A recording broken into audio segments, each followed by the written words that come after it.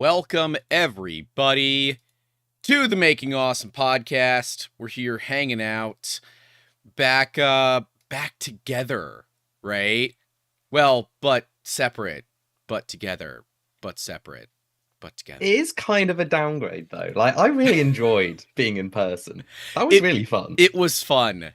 It was fun. It was fun being in person.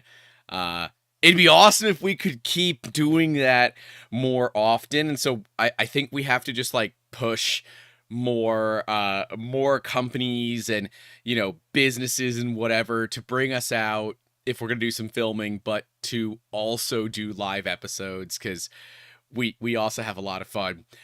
Before we get too deep into things, I would like to point out that we did not talk about the fact that we were going to wear the index shirt today. That just happened.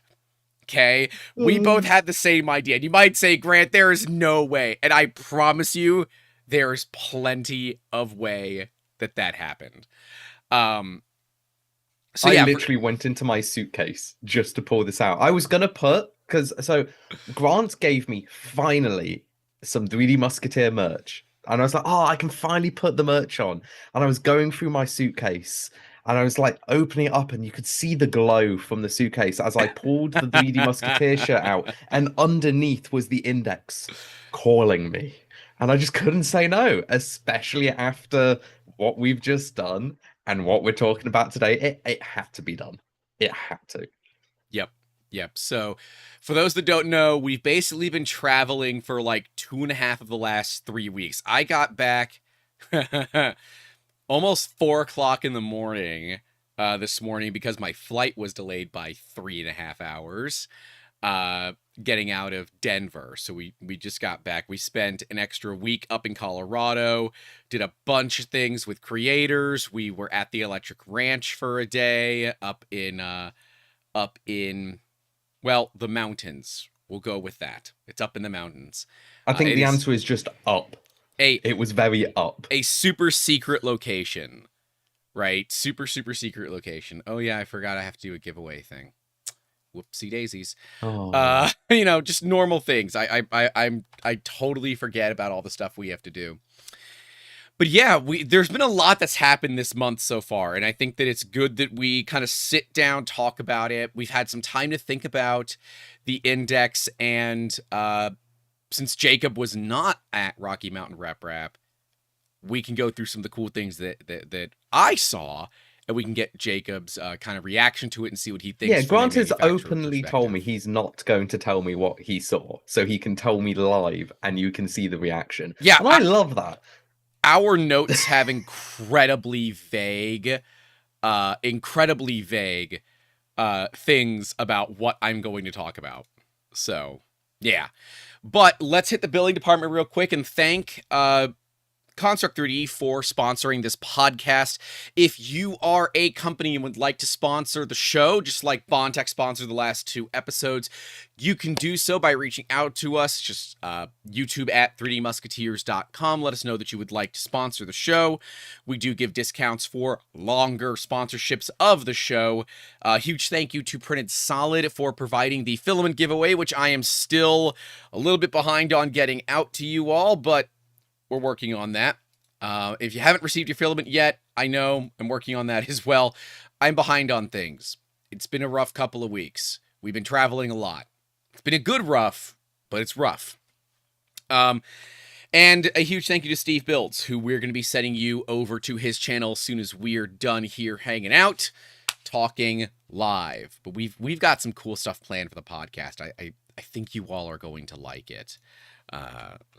And yeah, these shows do come to you ad-free. So if you do want to support these shows and keep them ad-free, well, at least on the YouTube side, we're still going to give you a few ads for our sponsors. But on the YouTube side, if you would like to keep those ad-free, a couple of bucks goes a long way to helping that out.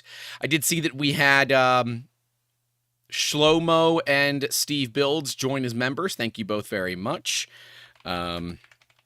Yeah.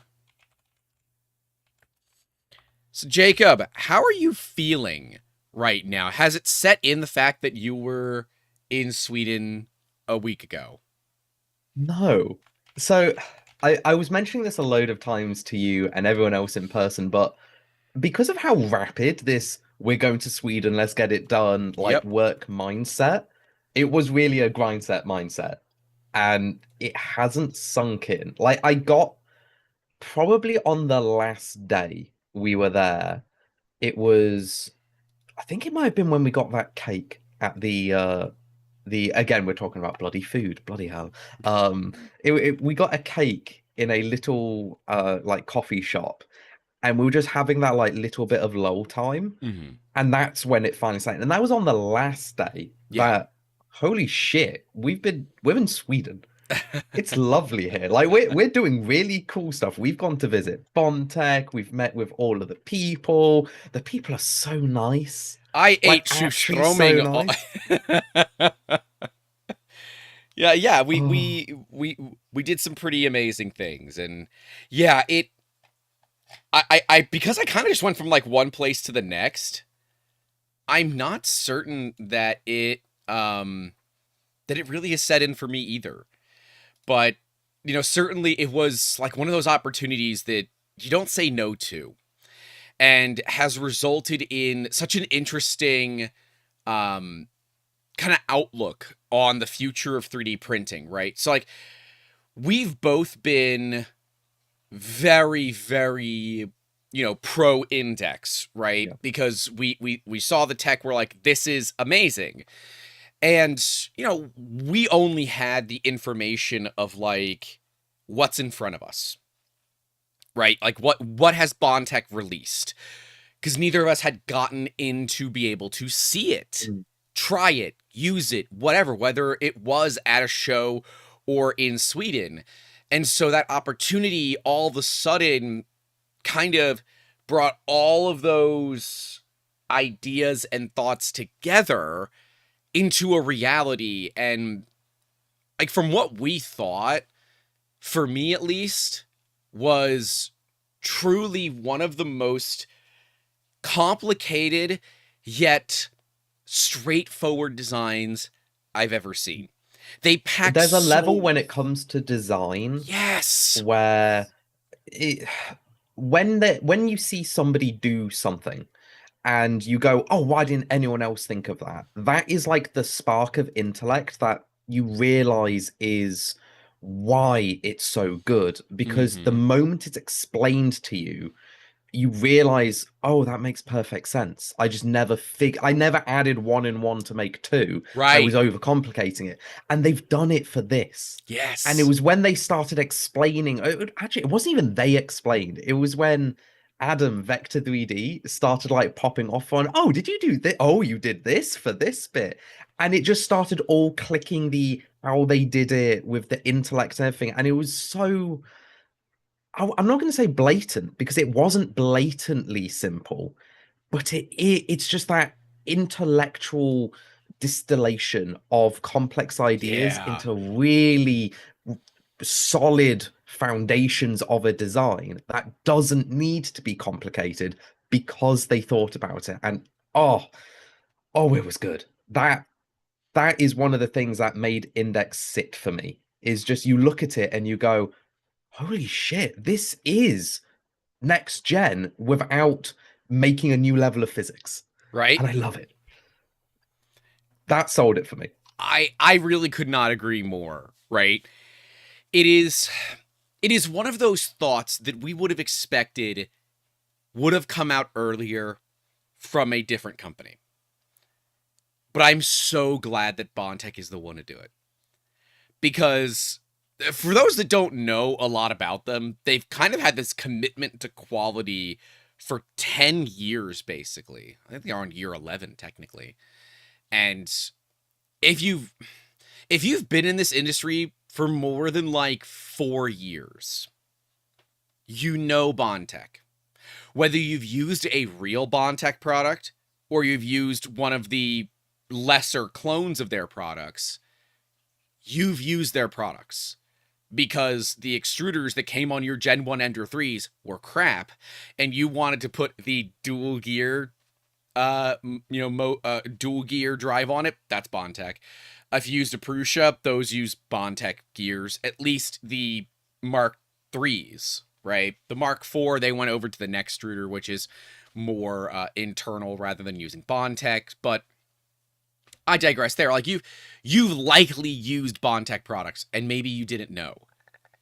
And when you realize that, oh yeah, I did that one upgrade and all of a sudden it started working perfectly forever. Yeah, there's a reason I for that. think it's safe to say pretty much every dual gear extruder owes its heritage to the Bondtech extruder design philosophy. Yes. Like it started there and then everyone spread out from it. It started with Bondtech style extruders. Yeah. And that is ages ago. And they've only been improving since. So there's a lot of heritage there. There is a lot of heritage. David Connor Shover with the $10 saying Electric Ranch. That's all I'm going to say. We didn't do a ton of filming up there. There will be a lot of behind-the-scenes content from the two major things that we went to, including lots of 360 content that involves hiking. And that's all I'm going to put out there. But yes, we did go up to the Electric Ranch. We were not the first creators to go up to the Electric Ranch. So for those who don't know, that's Scotty of Strange Parts. And Greg of Rev Robotics. That's their like house in the mountains. Scotty lives there year round. Greg does not currently.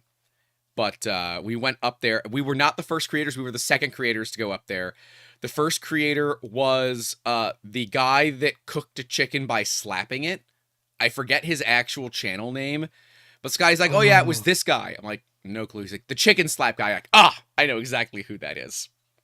A gentleman that cooked a chicken by slapping it a bunch of times. Yes, it's a thing. Yes, it's hilarious. Yes. Lewis Weiss. Lewis Weiss. Okay, thank you. Yes. So yeah, we were technically the second creators to go up there, but we spent the entire day up there. It was tremendous. Learned a lot, helped out a lot, went for a hike with the dog. It felt very Fallout-esque.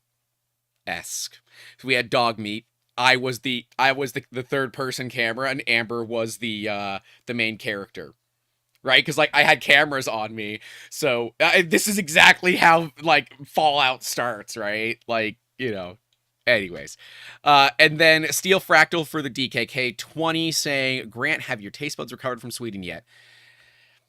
People I guess everyone expects that Schuströmming to be something that like lasts forever, and it doesn't. I'm totally fine. I had that one little retch on stream. That was it. I had no other issues. It was totally fine.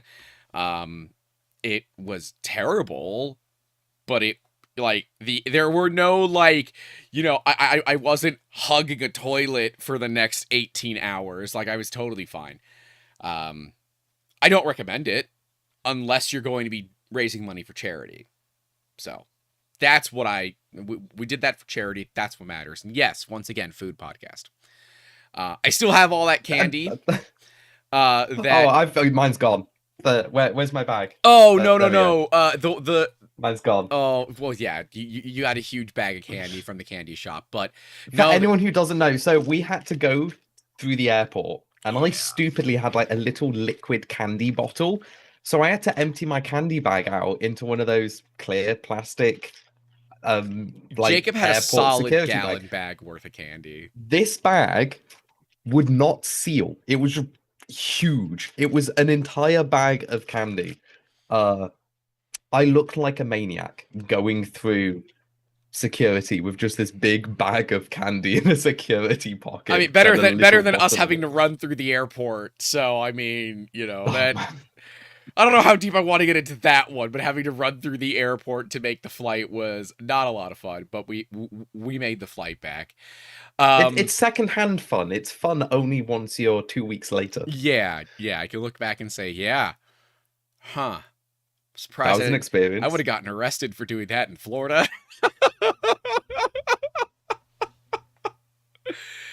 But yeah, I would certainly say that seeing Index in person, and more specifically, seeing how they make it, has really changed my opinion on that tech.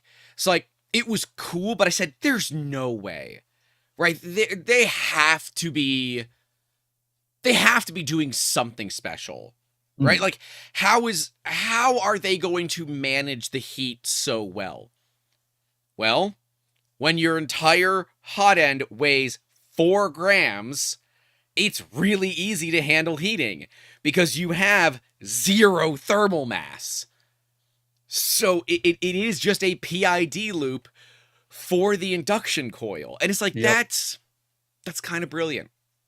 It's kind of genius because it means almost 100% of the energy being put into the hot end is what's being absorbed by the polymer, Yeah. not the heat block. Whereas, so like anyone who's bought a printer, you will probably have an aluminium heat block as your heating element. And if you're into extreme printing, like Construct 3D, we use copper heat blocks because when you are pushing material and pulling it, you get temperature fluctuations. And the biggest challenge is you are fighting the benefit of thermal mass. Yep. Thermal mass smooths out those high peaks and those low bits, but it also means when you suddenly need more heat in the filament, you have to heat the thermal mass up first, then transfer it into the polymer. Index ignores that issue. They just go straight into heat polymer, nothing else. And that is so smart It is. because they can just heat it. The moment you turn those heaters on, and it's not even a heater, really. I'm not sure we can use the word heater for this because it's a coil. It doesn't get hot. It heats the filament, but the heater doesn't. It doesn't get hot. So I don't know if you could call it that, but the moment that they turn it on, material is hot. Yeah. That's the benefit.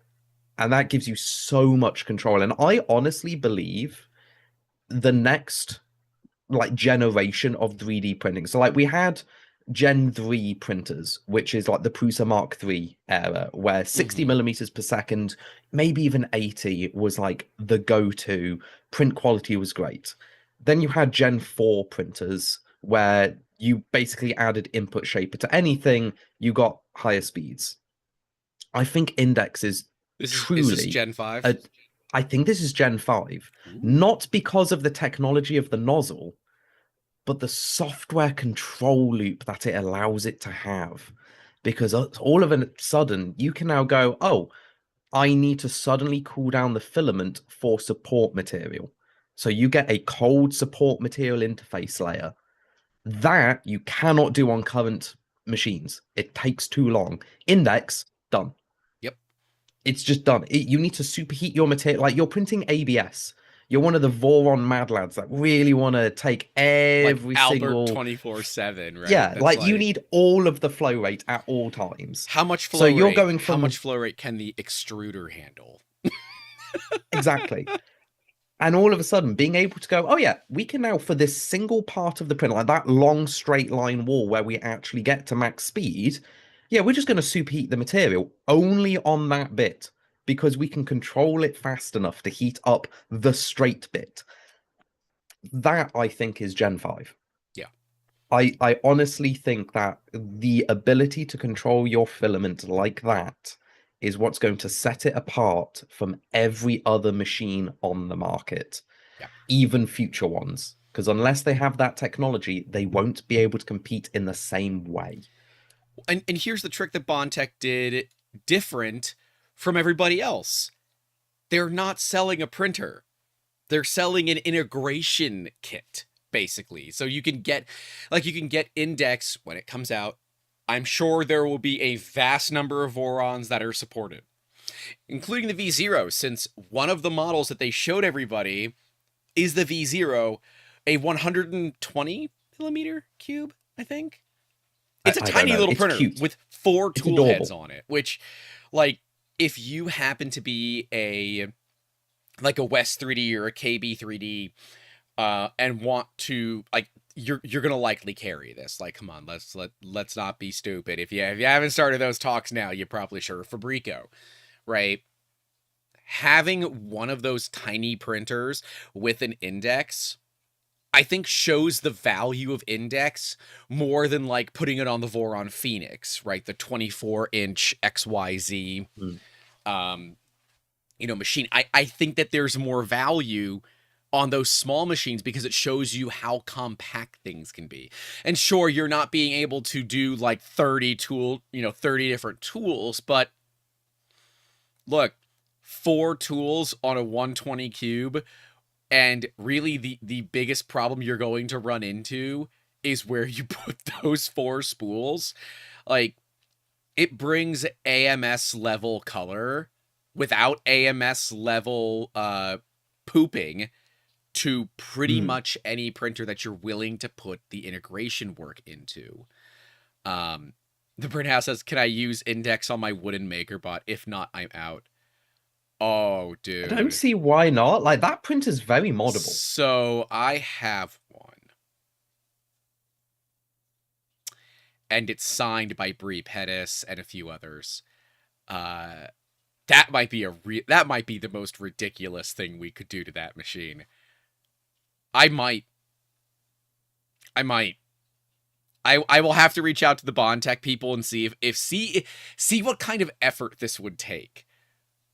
But like, if you guys want to see it, let us know, because like, okay. I do have a wooden MakerBot. It would be absolutely hilarious to do this. You'll probably have to send them an NDA or something, but try get the CAD for their printed surround and reprint it in one of like the MDF PLA.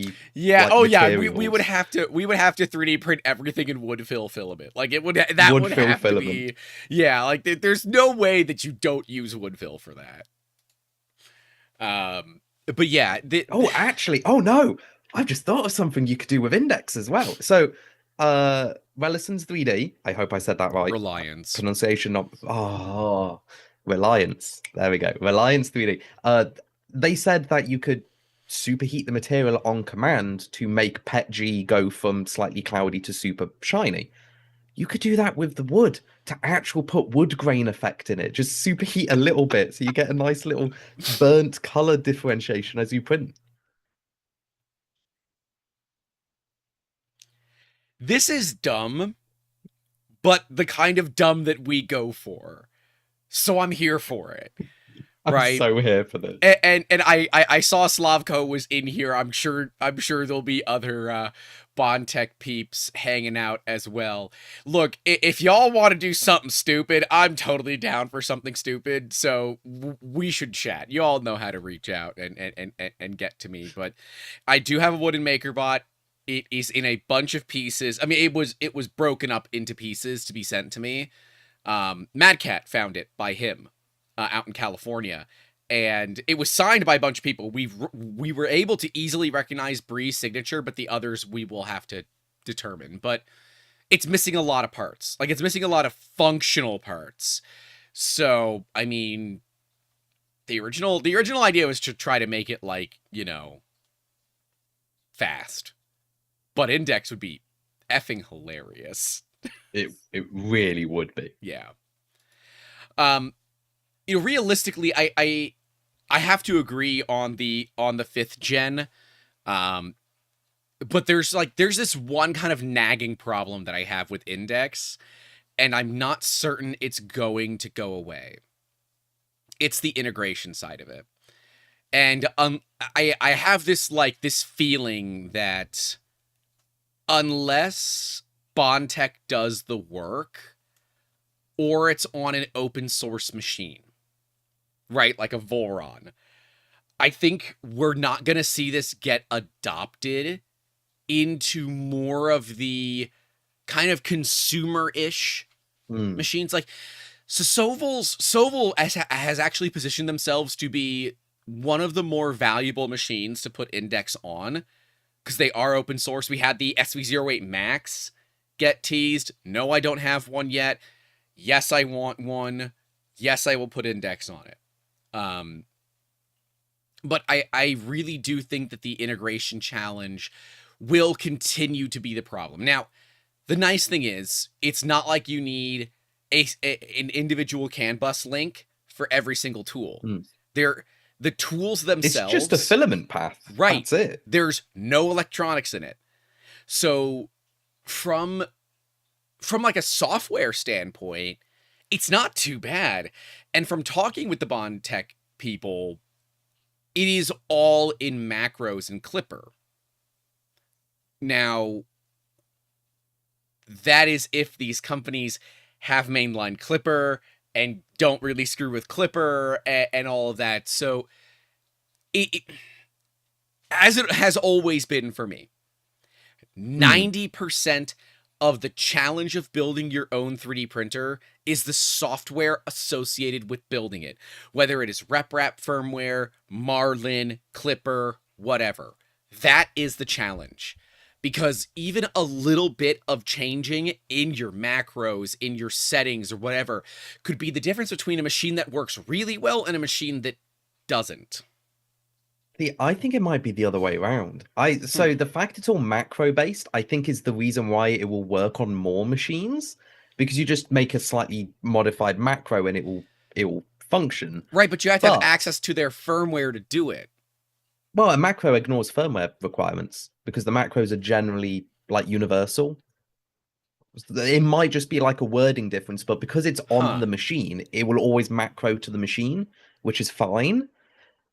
But I think that there's a hidden aspect that is going to ruin more integrations, and it's the requirements of having multiple heads. Think of how many like printers we've got at the moment where the head has one tube going into it and one cable. Right. All of a sudden, you now need to figure out where are you going to put two tubes. And that is like a really simple thing. It's like, oh, just put a second one somewhere and it picks up. And like, yeah, that's fine. What if it uses a cable chain? All of a sudden, you can't use a cable chain because you have to replace the cable chain. You just have to take your Bowden tube on it. Yeah, you just have to take the Bowden tube out of the cable chain. You can still use the cable chain for the CAN bus wiring and things like that. But yeah, you will need to rethink pathing for because now we're looking at looms. Yeah, like even though it's one tube, you could classify that as a loom, or because it's the same style. It is a curved tube or a flat tube. Point being is you now need to figure out. Well, you could probably get away with two cable chains, one on two heads, but if you had three, it wouldn't work. Like the or was it the Vision Miner IDEX machine IDEX. Uses cable chains? Yeah. So that one works, but if you had three, it would stop working because they collide with each other as they move about. That's where I think the biggest integration challenge is going to be, is getting certain companies to either change their current cable routing or have a machine frame that is capable of having some form of soft loom that doesn't destroy the filament. Because if you crush your loom flat, you will eventually shatter the filament in the tube. Yeah. You want that nice curve like the Prusa XL has. Or you're going to burn through the PTFE faster. Right. Yeah. And there is downsides to having big curved looms. Takes up a buttload of room. It's so much space. It's almost like an AMS height on top of the machine just for the cable. Yeah, so for something like an enclosed Voron 2.4, you're going to lose some Z height. How much Z height? I don't know. Could you just add a top hat onto it to give it more room for the cable chain, or for the cable whips? Sure, you could. But these are all design constraints that people that do these integrations will have to think about. Is that necessarily a problem? I don't think so. Because to me, index, if they wanted it to be something that like anybody, like the first time user could just sit down and use, then it would already be like sold on a machine, right? It would be fully integrated from the manufacturer level and you could buy it fully done, which I'm sure manufacturers, Construct 3D, will be doing this because they'd be morons not to. Yeah. But I personally think more companies will be doing like what we're doing, is making a dedicated machine for Index, because it's stupid not to. Like Index is one of those technologies that you look at and you go, they did all the hard work. If I don't have that, yeah, like it's literally from a factory point of view, it's a drop-in like piece of technology that isn't massively costly, and it makes your printer better. Like you go from Yeah. Gen 4 to Gen 5. That being in Gen 5 will be the new normal eventually. If you can get there with just adding somebody else's technology in, you do that because it means you get into that playing field before anyone else. It's Yep. like if I went up to you today and I went, "Do you want a Prusa Mark III, the best of Gen 3, or a Bamboo Lab?" As much as I hate to say it, you're going to say Bamboo Lab. Because you need Well, four most of the Prusa time I Mark think I IIIs to do would. it. Yeah, a lot of Yeah, you times I need think I four Prusa would. Mark IIIs.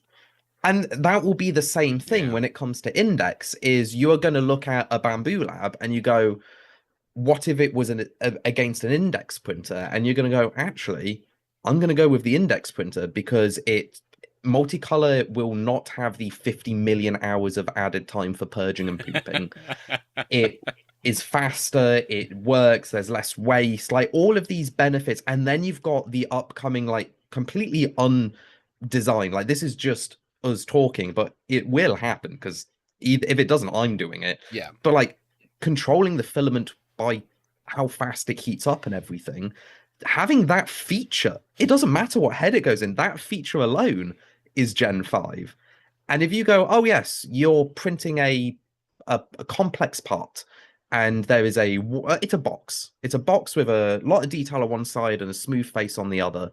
Well, if I can shave 30% of my time off by heating it up on the smooth faces and cooling it down on the detail, I'm gonna do that Yeah. every time. That will be my new default printer. That could potentially make things like overhangs, where you have like the selection for make overhangs printable. All of a sudden, that button now cools down overhangs a lot so they don't droop, and therefore you don't need to have models with a metric buttload of support material. So, Yep. yeah, even if we compare the things that came out 8 minutes apart from each other, the Index and the H2D, right? Like, would you rather have an H2D with, and just let's do two each, right? So two heads, right? So an H2D dual extruder or an Index dual extruder, right? Even I know which though, one I would pick. in the Index is not even technically dual extruder, but work with me here. The Index will still be faster. It will still be faster. And even with all that tight control that Bamboo has done, and it's the thing that people don't talk too much about Bamboo, is like how well controlled their machines are, how well their firmware utilizes the stuff inside of the machine to guarantee that the machine is doing the thing it should be doing. That's kind of insane. But I would still take an Index over an H2D because, like you said, the Gen 5. And I think if we start kind of coining that this is now like the first of the Gen 5 machines or the first of the Gen 5 additions, I think that makes the most sense. I mean, There's hell, so we much can push it value. one further. Let's say it's a H2D, so two heads, two materials. So you're printing with dissimilar Yeah, supports. PLA So PETG. no, let's go even better. You're doing it like super professionally now. You're not Okay. doing like the kind of ghetto pedal. You are doing expensive PLA breakable support on a PLA part. So it's the best experience you can get for support removal. Index with one head, except you're temperature controlling it, so the supports on a one head are so brittle you don't need a second material. Which one would you go with then? Two head, perfect material, but it's two head and you have to worry about I that, or would one have to head with temperature experience it. control. Like, I would have to experience Gen 5 in a format like that to truly know what I would choose, right? It's like, from a business standpoint, I want to do as little work as possible for the parts, right? So, like, we often use our XL for parts that other machines in the shop could do, but we use it because these parts have a ton of support material, and I hate removing support material. Yep. So instead, I'll just do dissimilar support material. It's garbage anyways, so I might as well just do something that makes my life easier and doesn't result in me cutting myself. It makes sense. But if we could do something like, hyper cold interface layers or something like that, is there value there? Well, yeah, for sure. And when you add on Bondtech's history of having some of the best extruders on the market, bar none, yeah, you could probably extrude PLA to 170 degrees Celsius without any issues at all, because it's going to grip the filament like it's, hanging off of off a 40-story building and telling you not to let go, right? Like, there's a lot of opportunity that I think that we, even as people that have seen it in person at Sweden in their factory, haven't even thought of, that the team at Bondtech are just giggling because they know the possibilities and we haven't gotten there yet. Hell yeah. Yeah. Yeah. Yeah, the rapid heat up and cool down is awesome. Now, the bummer there is fully proprietary, right? Yeah. Fully proprietary heads, but the public cost for the heads right now is $35 last I saw, which actually not that bad. Is it a little That's pricey? cheaper than most modern nozzles. Most modern nozzles cost more than $35 nowadays. From first party. Yes. But if you look at, like, what the companies out of China that we don't give free airtime to can do, right? We're looking at price points that might upset people. I mean, look at the cost of a bamboo hot end, right? Even now with the tariffs, I was just in a Micro Center. It was $43 for a fully kitted X1 carbon hot end, right? So that's heater, thermistor, fan, wiring, sock, everything. $43. $35 just gets you like the nozzle, heat sink, and I'm assuming the filament path, right? That whole filament path, the SLS printed part. That might upset some people because you will be reliant on Bondtech. You'll be reliant on a single manufacturer to produce a product. And if, let's say, they have a delay in production, that could be a bit of a bummer.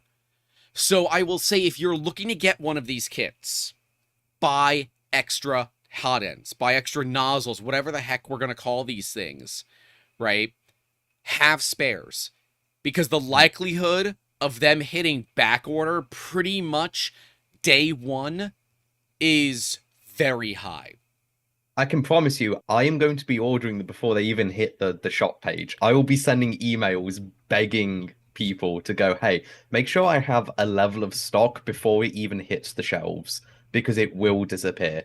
That is how certain I am of how popular this will be.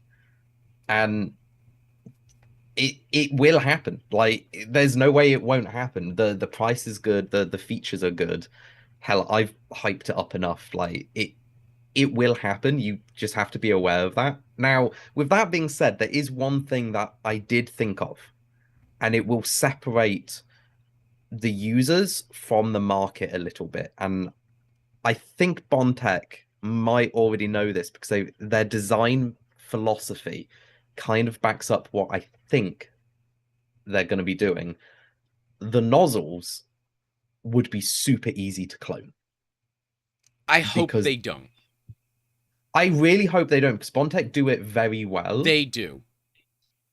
But when you consider the nozzle is just fancy tube, but like, I bet there will be a split. What I'd like to see, and I think this will separate Bondtech from, you've got that heat sink, which is pretty complicated.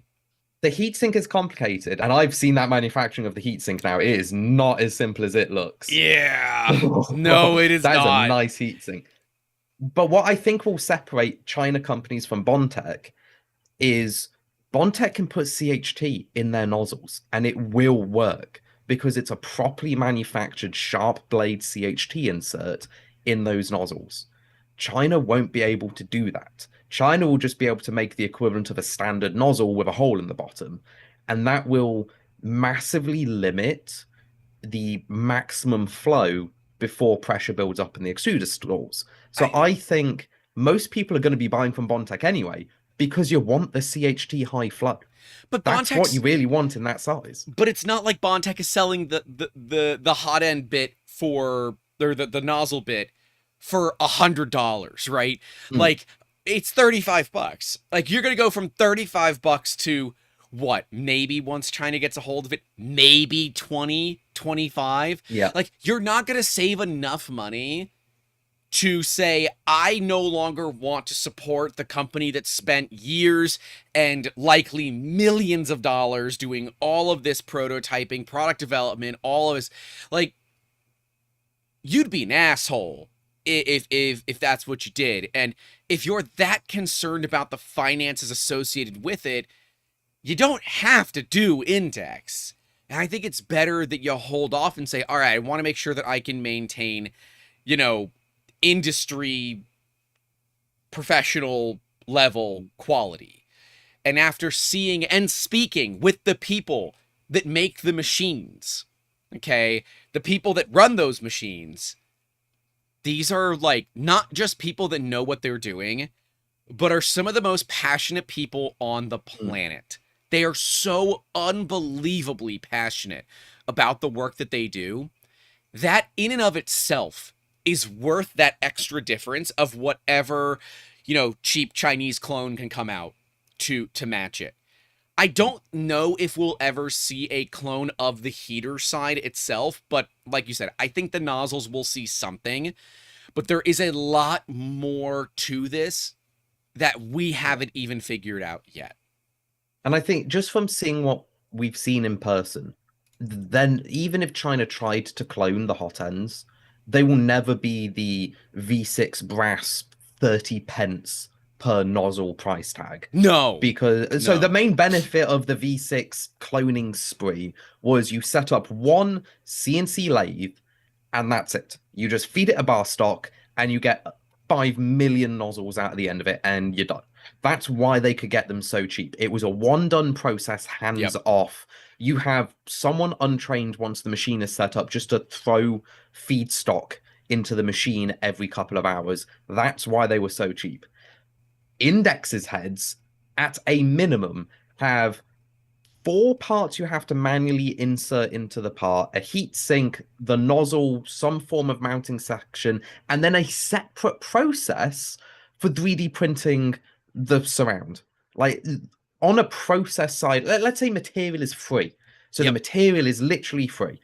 The time taken just to bolt thing, glue thing, put thing in, that's where the price is going to come from. And that's why they're never going to become 30 pence. They're going to be minimum like $15, $20 if they cloned it.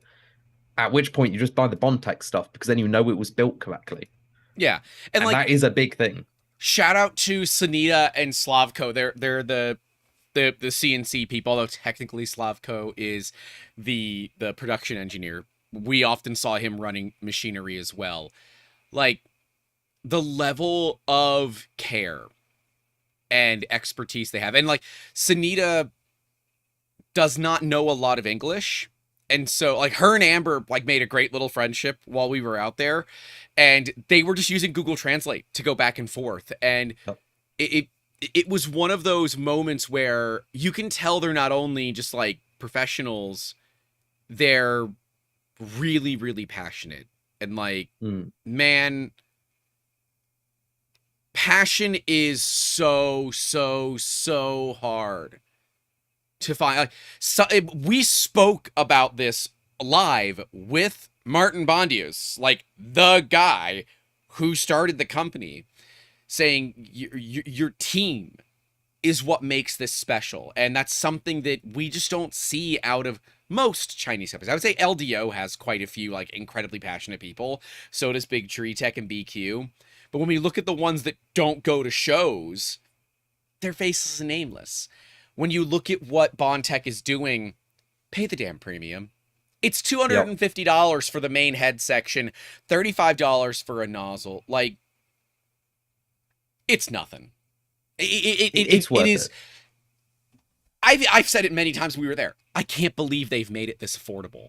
That is also not like permission to make it more expensive, but look, they're taking the time to make it right.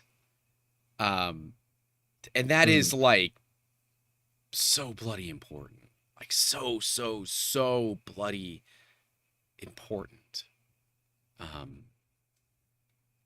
It's like I have this really good video shot. I'm not sure it'll make it into our video just because it's so random. But I set my camera up. I saw Sunita just working on the machinery, going to the QC section just to like check an individual thing. She had no idea for probably the first 5 minutes that I was there. And I was just recording her, and like just the level of like detail, like when somebody's doing like a menial job of just going backward and forward to do something, people get lazy. Like that is just a thing. The amount of times where I saw her like pick something up, get like this really tiny pin to put in something, like there was none of that air of, oh, I just wanted this to move to the next step and be a drone in the system. It was, oh, I didn't quite like that, so I'm going to flip it over. I'm going to try it from the other side, and I'm going to actually spend my time on every part. Yep. And I have worked in industry where you see people on production floor doing the same job that she was doing, and they have not the attitude. And then she came along, and I was just watching it, and I was thinking, looking at the screen, going, "Damn, we don't speak the same language. I've met her for maybe 10 minutes, but just from her body language alone, I can tell she cares about every aspect of her job." And then there was like another time she walked over to a machine and just saw like a little smudge of oil on the side. She just cleaned it off. When was the last time you saw an engineer in a factory go, "Oh, there's a bit of oil on the machine. I'm gonna polish it off"? Never. They leave it there. They leave it she there. Didn't. Bondtech's shop was the cleanest shop I've ever been in. And while it is a newer building, they do a damn good job of keeping it clean. And I don't believe that they spent a lot of time like making it extra clean for people that came in. I'm sure there was some level of a little bit of extra clean, but it was really clean. Like those of you that have worked in machine shops or spent time in machine shops know they are filthy, right? There are chips everywhere. There's coolant on the floor. There's oil on the floor. There's parts and tools all over the place because the people that run the machines know where the stuff is, right? They have their own system. Not here. The system is really, really well organized and done right. But they do also have like an immense amount of space for the machinery that they have. So it has enabled them to build these processes, protocols, and procedures early on, which is the unique thing here. They're not operating out of a 500 square foot location. They're operating, the machine shop alone was at least 5,000 square feet. And it was easily triple the size of my own factory, and that was just a small section. Right. And it was lovely to see that they're not crushing everything. Like they could have easily have crushed everything into optimize and maximize profitability per square foot, corporate mumbo jumbo. They didn't care. They wanted to do it right. Like everything is laid out in a really nice way. And it was bright. That was another thing. It wasn't dark. There was loads of natural light. There was like a constant, like gentle, like HVAC breeze. So the air wasn't stagnant and still. Like these are all little aspects that you don't realize are really nice to have. And they had the filters. They had the filters so that you weren't breathing coolant oil air. Dumb things, but they add up to be a significantly better quality of life for the staff. And the staff are what make the business better. Period. Like, actually, yeah, now you mention it, it didn't smell like a machine shop. No, because they have the like filters. One, but it didn't smell like, and they were using cutting oil on 5 machines. Like that machine shop should have smelled like a machine shop. Yep. It didn't smell like machine. I didn't even consider that. Yep. Yeah, they have the air filters on the machine exhaust systems that capture the oil in the air.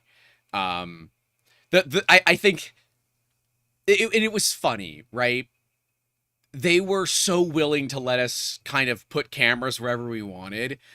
And so we said, hey, can we put a camera inside of one of these machines? And Slavko was like, sure, but what about your camera? I said, I don't care about the camera, dude. Like, if the camera gets destroyed, it is what it is. I care about, this was in their Brother 5-axis mill. Like, I care about the trunnion. I care about the X. I care about all of these, very, very finicky parts on your machine. And then he's like, well, we can turn off the coolant to make it, better for video. I'm like, okay, if we start with no coolant so it looks a little bit nicer, but then, dude, you're doing work. Put the freaking coolant on. I have a waterproof camera inside of your machine. Let it get wet. It's its job. And yes, SoundSpark is the same brother that makes the 2D printers. And like, it was the amount of them wanting to work with us that they had no fundamental need to do. Right? Like, if you ever watch CNC footage and there's no coolant, they did that for the video. Nobody runs CNC machines without coolant if you have the option for coolant. Not just for chip evacuation, but to keep things from getting too hot. Specifically, like the chips. Your heat should be going into the chips. I don't want to get too deep into CNC talk. We're a food podcast, talks about 3D printing. We've been over this. I mean, engineering coolant is milk, so... No, it is not. Do not drink coolant. Don't drink coolant. Gosh. Don't drink the forbidden milk. Ugh, forbidden milk. Tastes fun. But, like, makes your tongue tingle. Yeah, there's reasons for that, and they're not good reasons. But, like, the willingness to not only show us everything on the machine, but say, oh, yeah, here's the... Like, here's where it's going to move. Does your camera angle work? Before saying, yeah, you can put the thing in there. Like, all these different things that, like, people that run machine shops don't do. They're like, no, dude, I'm working. Leave me alone. Right? Yeah, like, this was a production day. Like, they did not have to go to this level of effort to be this hospitable to us. Yeah. Like, we shut down production a few times to be like, yeah, can we put a camera? And they just hit the pause button and we put the camera there. Like, these are things most shops won't do because that directly hurts the bottom line of the entire process of the factory. And they were just like, yeah, let's do it. To be clear, we did not ask them to stop the machines. They offered to stop the machines because I am always worried about cycle times, right? I don't want, like, in the time that they could get a new block of aluminum in the vise, I could likely get the camera set up. But Slavko's like, no, we can stop it. It's no big deal. I'm like, are you sure? It's like, yeah, seriously, no problem. Let's make sure it works well. And because we use Sony action cams, they have a wireless screen that we can look at. And there were a couple of times where it just got coolant on the worst part of the camera. And we stopped it real quick, blew it off, wiped it off, and then kept going. Those are not things that people who don't care do. Yeah, that's a big deal. David's noticed it. David in the chat, he's noticed something you've done. Oh, no, I will just use aluminium and aluminum interchangeably just to upset both sides of the water. Okay. But we were in Europe. It's aluminium, but, it could be aluminum. You never really know. But yeah. No, it's like, I remember distinctively half of the conversations you were having with them was you trying to convince them not to stop the machinery. So true. Like, how many times? So there was one of the Swiss lathes where we were like, oh yeah, let's try and get the camera in there. By the way, Citizen Swiss lathes. Yes, oh, yes. Like the watch company. But no, it was like Slavko opened the side and we started trying to snap this suction cup to the side of the machine, and it was just textured enough that it wouldn't get a suction. Yep. And we were like, we tried. We opened the machine. We already stopped production for like 20 seconds. Let's move on. And then Slavko's like, no, we're going to try again. We're going to try 3 times. We're going to try 4. I'm going to clean that down. I'm going to go get brake cleaner and clean down the side of the machine. I'm going to get zip ties. And it was getting stupid to the level of how helpful they are, where we're like, it's just sat there twiddling our thumbs going, this machine has been off for like 5 minutes Yeah, now. this is costing him like hundreds of dollars. So like, you know, these Swiss lathes, their entire job is to make nozzles, right? And so every minute or two, they're dropping a nozzle. It's like you have this machine that's got to be what, 5 to 10 meters long, somewhere in that range. Easy. And they're Easily. making the tiniest of tiny little parts. And so like, you know, I'm used to like, you know, conveyors on machines being, you know, at least the size of your x-axis. The conveyor belt on these machines was maybe, you know, 125 millimeters wide. And that's being very generous. And they're just like dumping out nozzles every, you know, minute or two. And by the way, with an RA of 0.056 microns, like, so they're not only doing pretty fast cycle times, but they're doing it with a 56 nanometer surface quality. Like, that's more than adequate. Like, they're doing way more than most companies do. But yeah, like they were wanting the shot. Now, we also then found out that Bondtech had never put cameras inside machines before. So there might have been some ulterior, like, we also want to see what this looks like. But eventually Slavko's like, yeah, we'll just pull the side panel off the machine. You can just hold a camera. And so that's what we did. Because, yeah, apparently suction cups, oil, and slightly textured metal don't go together. Who would have ever thought? But now I'm going to make kind of a thing of remembering to bring my holder with the mag on it. But like, dude, the level That's of such a good trip. well, and then Bear in mind, we've only been talking about probably the first 2 hours of us showing up on the first day. pretty much, yeah. Like the hospitality of everybody was tremendous. It is something that I only find outside of the United States. Like, I try to be, you know, very hospitable. Is that the right word? Yeah. I try to be very hospitable to people. But they went to the lengths that I wouldn't have thought. Like, we could have easily taken a train up to Vanama, which is where Bondtech is located. They had us take a train to Alvesta so that they could drive us through what were some of the not only best driving roads I've ever been on, some of the most beautiful countryside I've ever seen. But oh yeah, we were picked up in a Porsche Taycan GT4S and definitely went exactly the speed limit and not a kilometer per hour over. Yep. Definitely. Definitely. Definitely. Mm-hmm. But like, and I asked Kata, I said, Kata, why did we not just take the train to Vanama? She said, we wanted to give you guys a bit of a different experience. I'm like, damn it, that's actually really smart. Because the countryside, especially this time of the year in Sweden, is gorgeous. Beautiful. It's if you ever had to like make a comparison between the Swedish countryside and somewhere else in the world, the closest thing that I'd be able to compare it to is a curated nature preserve where they're actively trying to like Disneyfy a forest where it is just like the perfect forest. But that's just all of Sweden. it was Sweden's it was lovely. like the perfect forest. Like, I'm not They had gonna like lie. actually no weeds. It was all walkable. It was beautiful. And there was they like had no oaks trash. and ferns, and it was beautiful. They have no nettles or brambles. You could just walk. Yeah. It was gorgeous.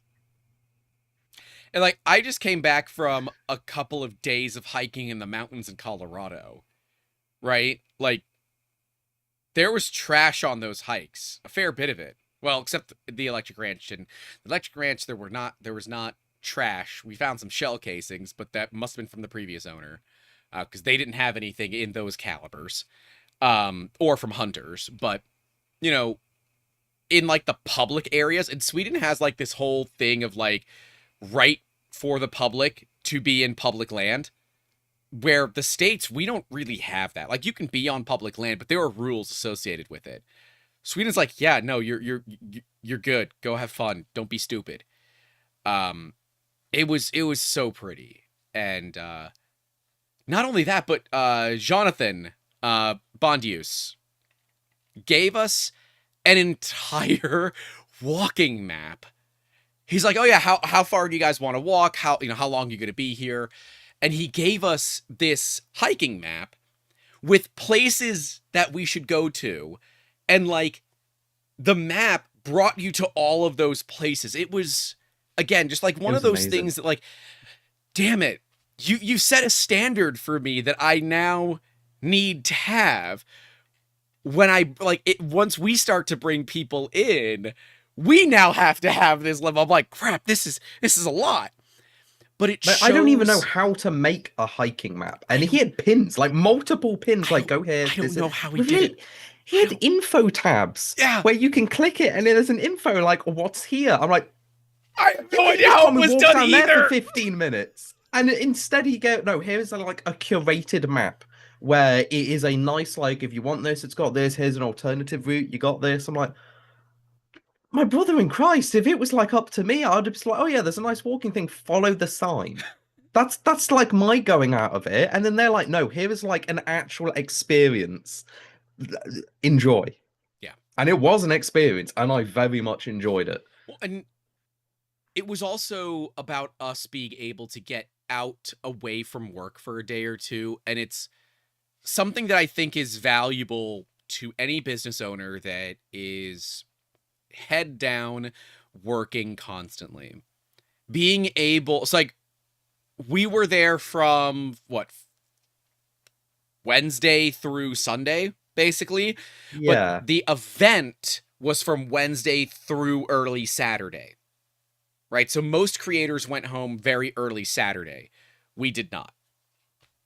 So we stayed through Monday, technically, like midday Monday. Mm.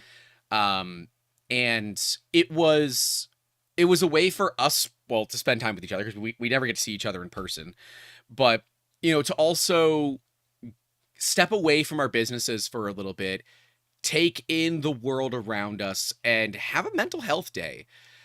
We don't talk. I mean, we've talked about it a little bit. I got to get Nick back on here, Nick Ange, to talk about mental health, especially for business people, but for makers in general.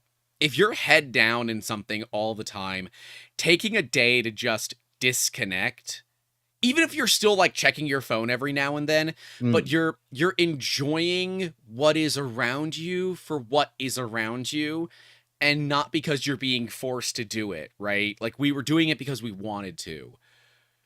Those 2 days were some of the most valuable days that I've had all year, Oh yeah. right? Like I've not had a holiday in years. Like straight up years. I I have had at most a workcation, which is my excuse to call it a holiday, Yeah. where we are actually doing work and I've taken like 6 hours or 8 hours off at that time because there was a lull between meetings. That is not taking time off. No. This, however, was.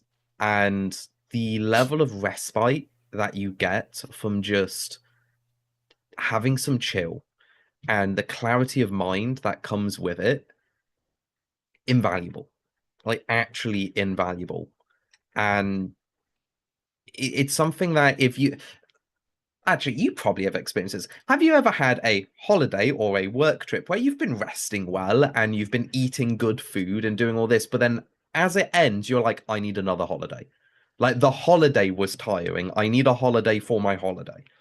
Because I have. Yeah. Yeah. This was not that. This is not that. I No. came home and I'm like, damn, I want to go back. Yeah. I don't want to leave. Like the amount of times where I was just looking at things going like, you know what? I never really thought I'd want to leave the UK. Not like I like the UK, but more than I don't really see the cost of moving and the logistical nightmare Mhm. being worth it to go to another country where I have to relearn everything. And then we went to Sweden. I'm like, damn, I'm considering house prices. This is really nice. Really nice. The weather was perfectly temperate. It was sunny. It was just gorgeous. The It- roads were clean and there was no potholes Yes, ever. the roll.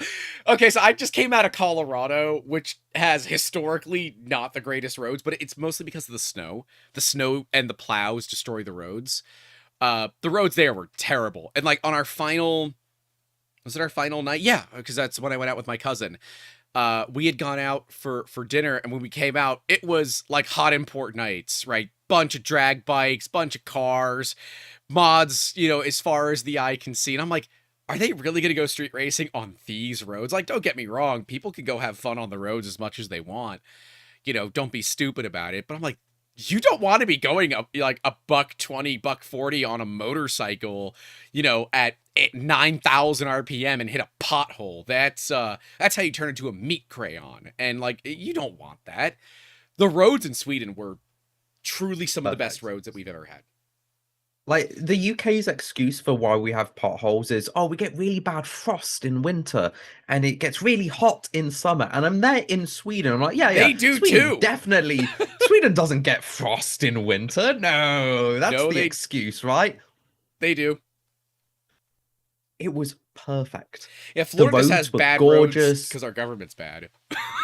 They had paths, like everything was walkable. Yeah. Now, this is the thing that like took me a day to realize.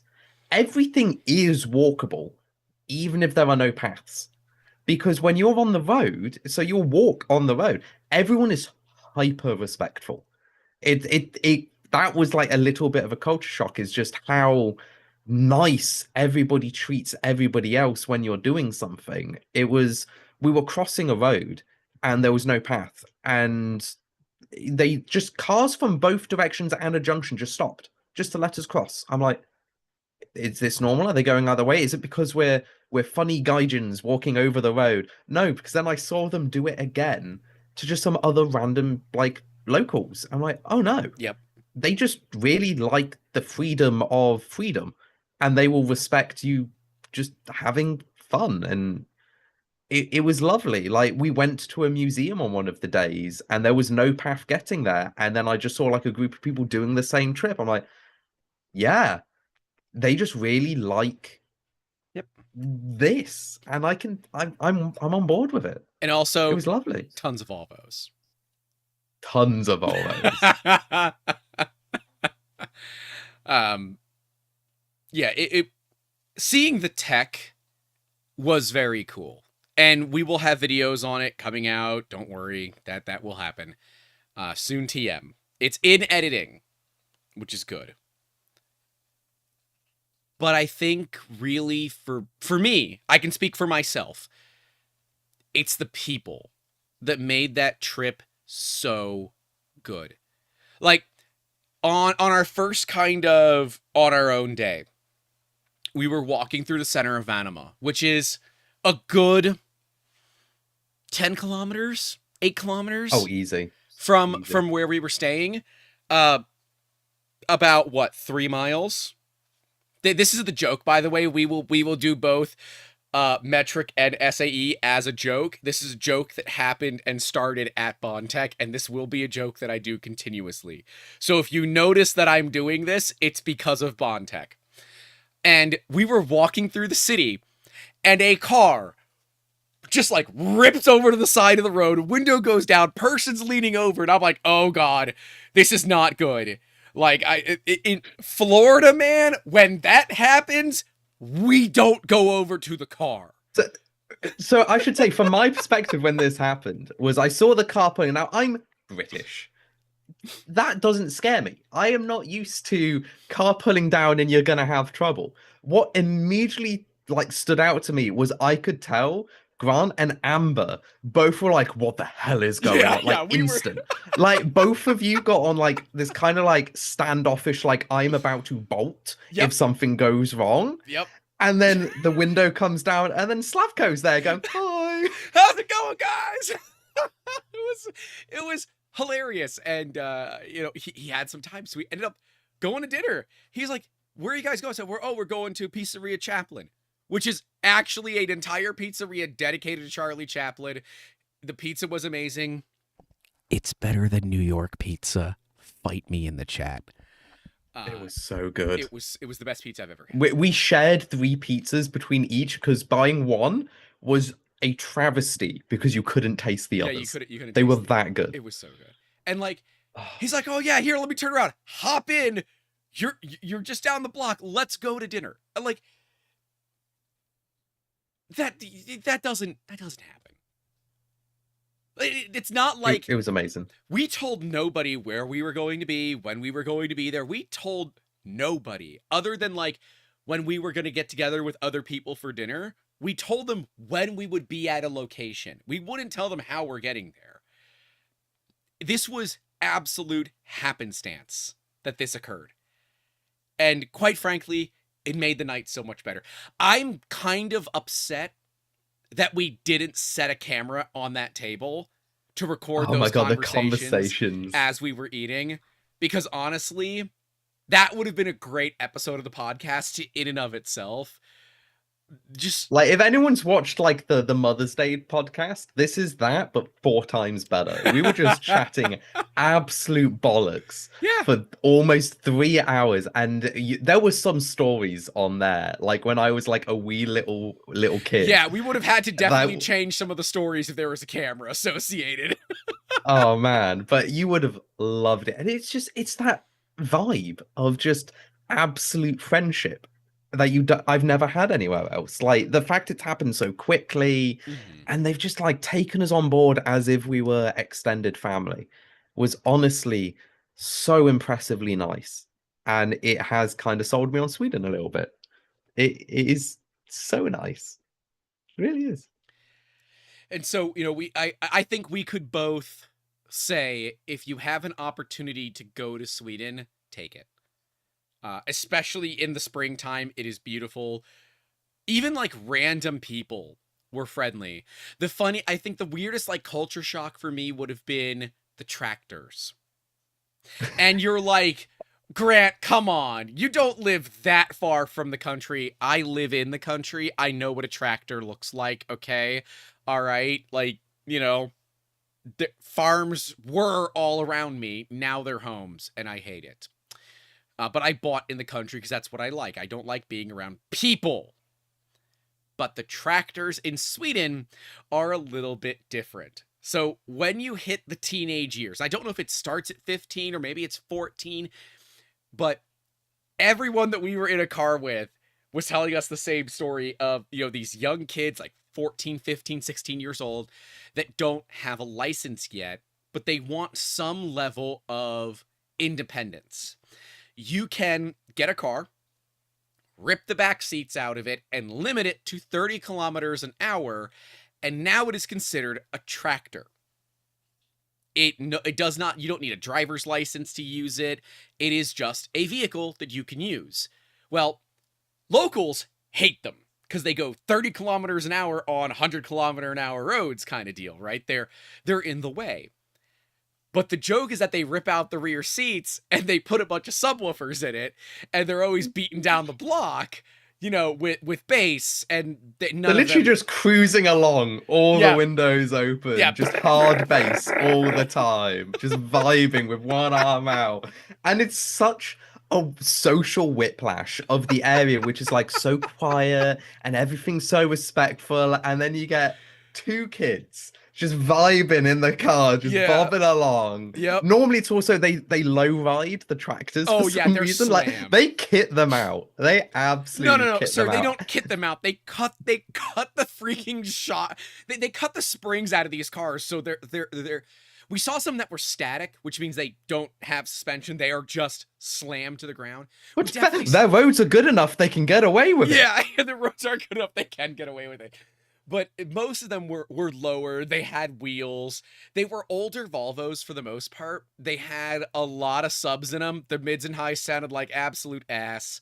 Oh, And but they it doesn't had matter because no all you're sound hearing is the deadening. bass anyway. Yeah, and they had no sound deadening. Well, you heard the bass, but you also heard every body panel in that steel car, by the way, steel car, just vibrating. And yeah, it's so good. there's no better way to. It's just a vibe, and I can totally understand why the locals hate it, because I know that over a period of time, I too would grow to detest it.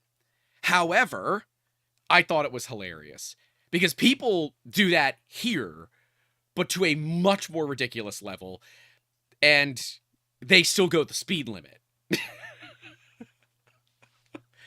But yeah, it's certainly from a perspective of a business, it is good to take a day or two when you can and go do something that you enjoy. It's like we enjoy kind of connecting with the local culture and connecting with nature where we can. So like, don't get us wrong, we like to do the touristy stuff from time to time, but like I live in a state that is basically funded by tourism. I don't like the tourism stuff.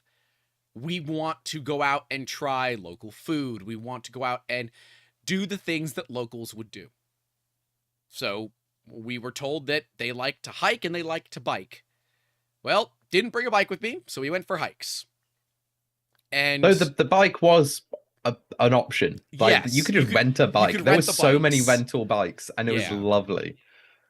But the hiking was fantastic.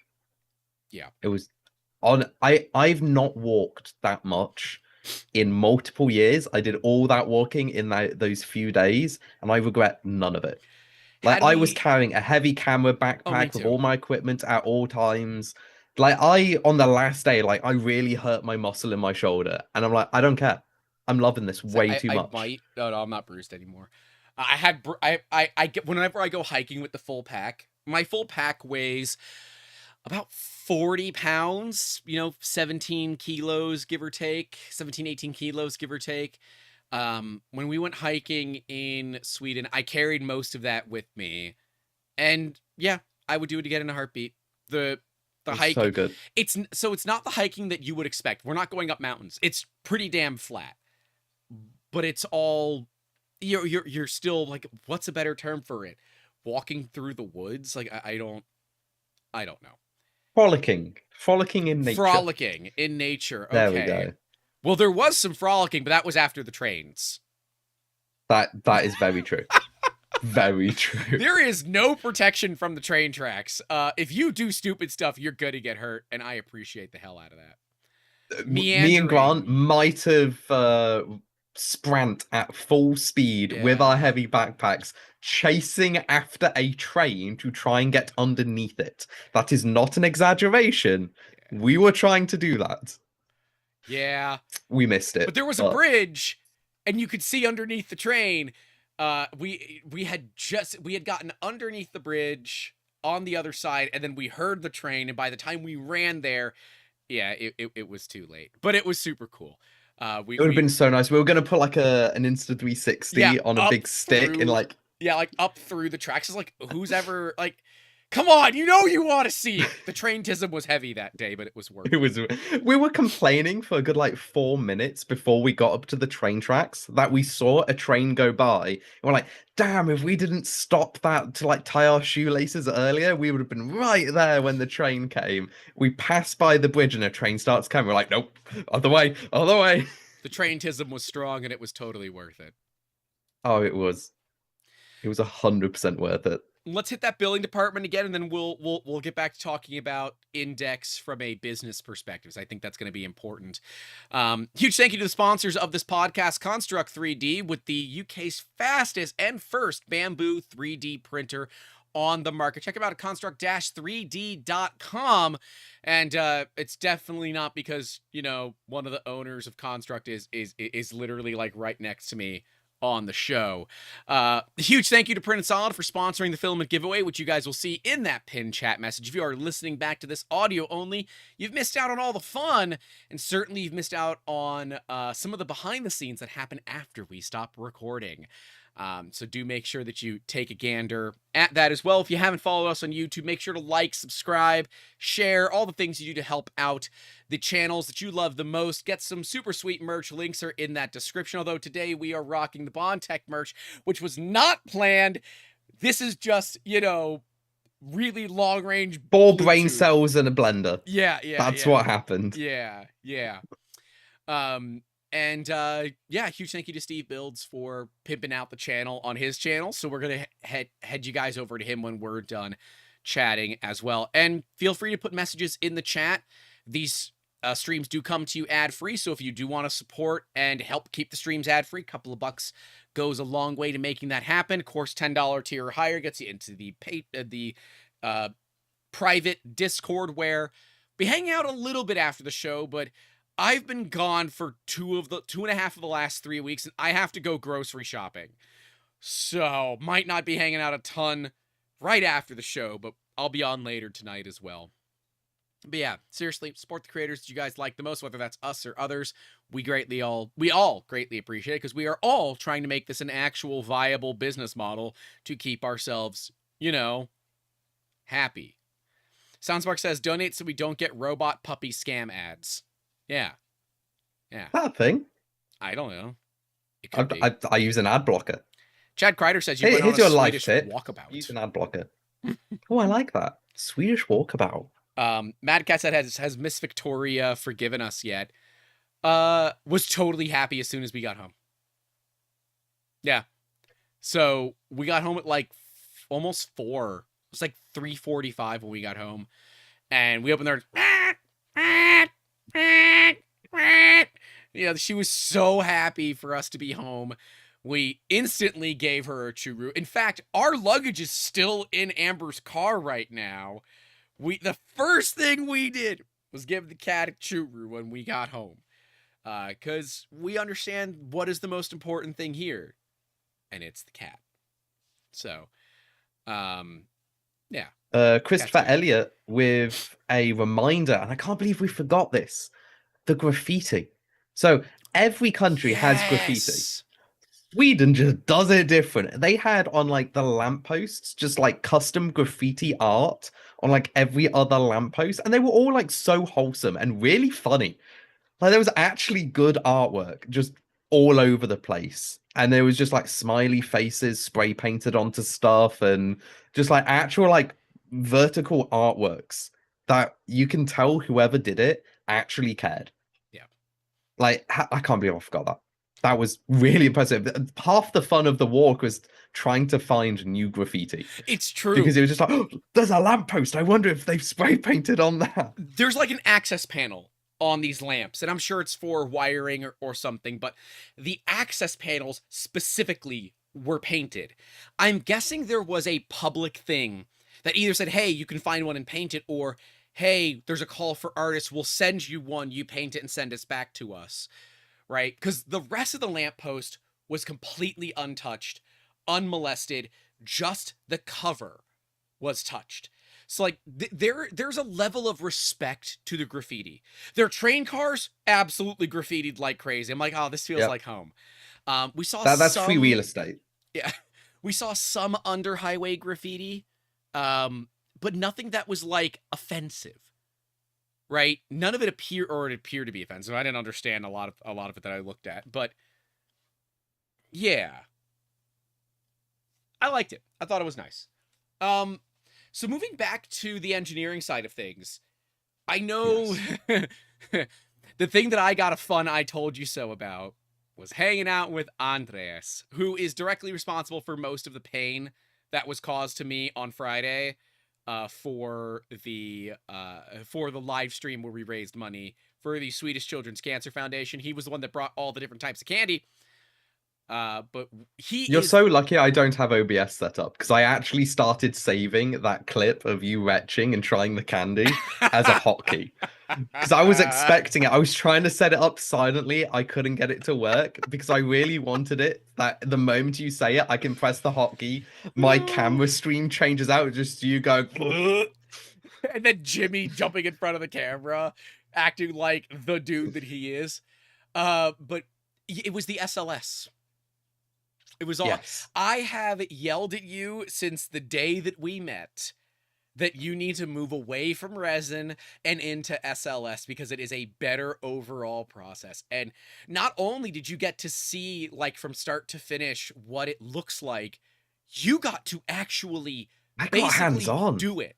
Yeah. I've never done hands-on SLS before. I've always been in the buildings where it's done, and I've had the tours, and I've worked with people that do the SLS, but it was never one of those things where you can just go and excavate a part. Like it's not that interesting to go do it. So they were like, nope, you don't have to do it. Yeah. And they let me do it. And it kind of sold me. Actually, to be fair, Andreas sold me even more because the second thing he told to me about it was I was talking about like the SLS and what is his experience with it. And the second thing was all of the negatives. Yeah. Like, what does he not like about the SLS? What pain does he have with it? And the fact that A, he was open enough to tell me that it isn't a perfect technology, but then B, told me why it's still better than other technologies, that sold me on it. Yep. That honestly like put me down. And yes, it is to your dismay after you telling me so many times I need to go to SLS. And But yeah, but it, Bondtech does I am something sold. different, right? And you were saying this before the show, that instead of having one big machine, they have like 6 smaller machines. Mm, And so they're using Formlabs Fuse 1 Pluses.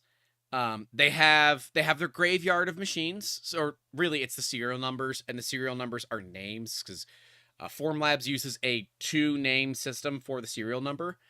And they're just they're auto generated stuff. And so they've had like 4 or 5 of them that they've mm. destroyed over the years.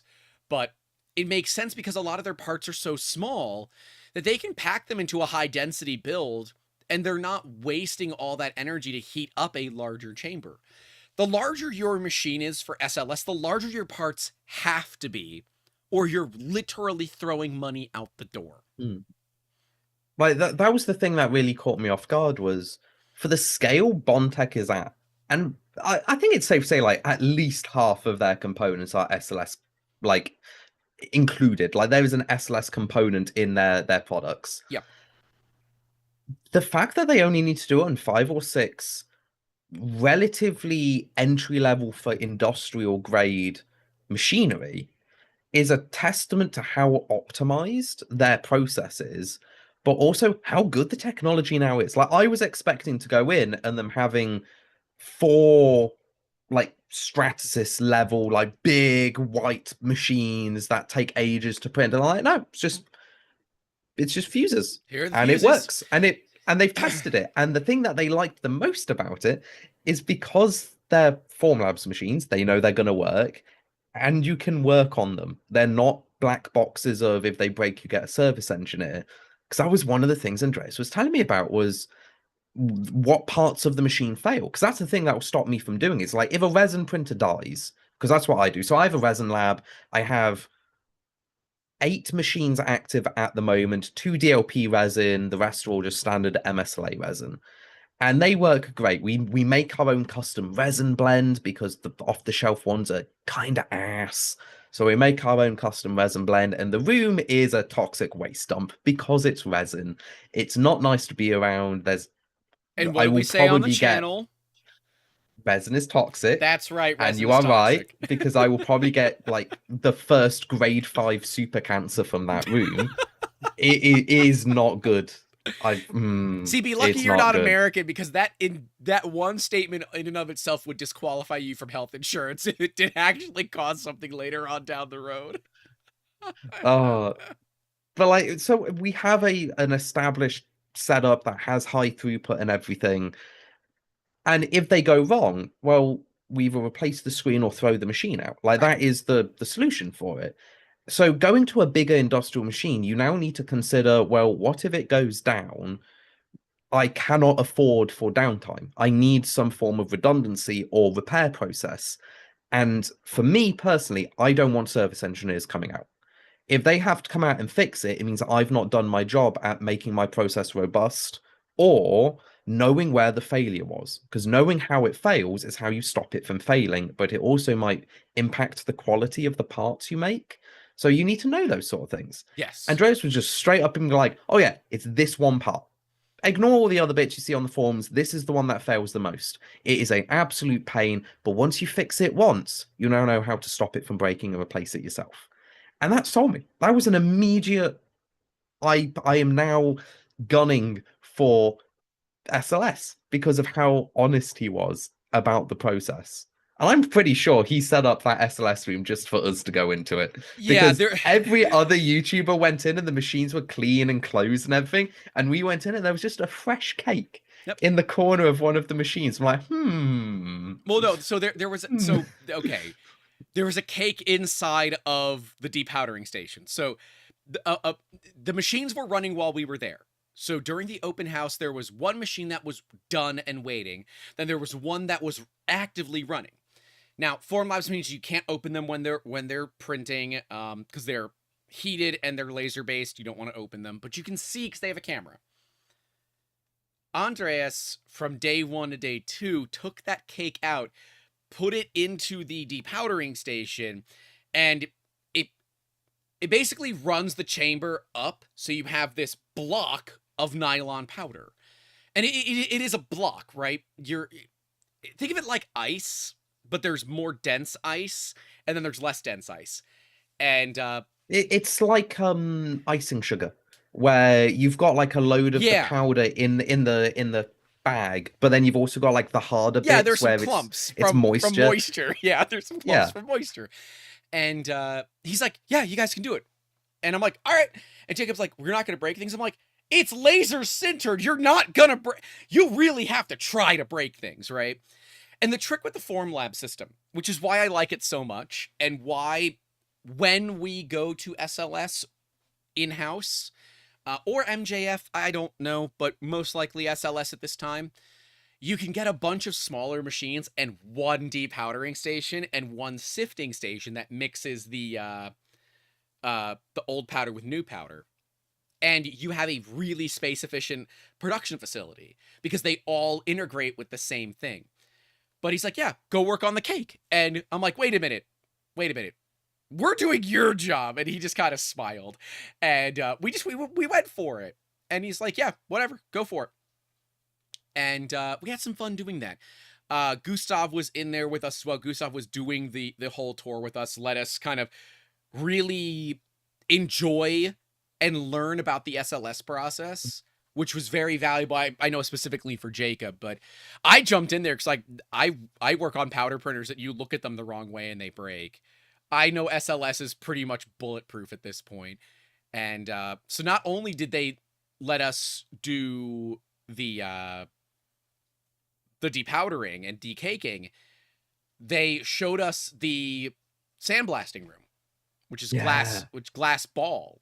So they do glass ball blasting to smooth out the parts, and then they do a black dyeing process to make the parts just look higher quality. Hilariously, I found a part. Now, this is not from them. Ooh. This is a Oh. part from a Formlabs machine. Oh, come on, you can focus. I There was we going to say go. that does not look the same quality as what No, so Bondtech are producing. this is a raw part from a Formlabs machine from years and years and years ago. And I And should say the Bondtech stuff, gorgeous, oh yeah, much it's better beautiful. than that part. Yeah, this is just a raw part. This has been dyed, but it hasn't been vapor polished. Or not vapor polished. It hasn't been blasted. And it probably couldn't because it's got, really, really thin leg sections, but like, Well, not with that attitude, you can't. well, no, you can't get away with that kind of thing with other technology without it getting destroyed. Yeah. And that's the value with SLS. And sure, they're more expensive than resin printers, right? It's like you have to go through 100. To get a decent Actually, I setup. don't think they are more expensive. I think it's just the initial Yeah, investment it's is the initial higher. investment. They are more affordable cost per part long term, but the initial investment's like Mm. $60,000 to get all the right equipment to start. But once you get all the right equipment to start, then you're only spending like 30 grand on a new machine when you need more machines. So your expansion cost goes down quite a bit. But yeah, I've been yelling at you for years now about SLS because it is better. And the trick is, if you're just starting out with SLS or MJF or powder printing in general, find either competitors or complementary businesses that also have the tech and work with them so that in the event, let's say their machine goes down, you pick up their work. If your machine goes down, they pick up your work. And you guys play this overflow game of, hey, let's say you just sold 30 Construct 2s, and that is a few prints on a Formlabs machine. So you need extra throughput. So you effectively borrow machine time from somebody else, and that's it. It's really, really simple. And the trick is you guys end up sending raw parts to each other, and then you go through the final steps on your own. Because, like, those are going to be very specific for each shop. Yeah. But no, it was exceedingly impressive seeing their setup. And it just, like, really nailed home, like, the level of quality they do. Like, yeah. I expected really expensive SLS manufacturing, like the really slightly older machines doing lots of parts and doing other bits, and they've dialed it in. Like, from what I saw, they didn't have a bin of failed SLS parts. I expect that because every time I've been in the bigger industrial ones, there's always a bin to the right where I didn't like that, throw it away. They didn't have any. Now, they could have just had the bin somewhere else, but the quality of the parts coming out, the process control they've got, like, I had a glass nice fiber, little, by the way. It's not just pure PA12, it's glass fiber. I had a nice little sit down with Andreas, just like walking through like why he likes the SLS machine so much, and there was nothing really negative about it other than I don't like to repair the heater. Like, that's it.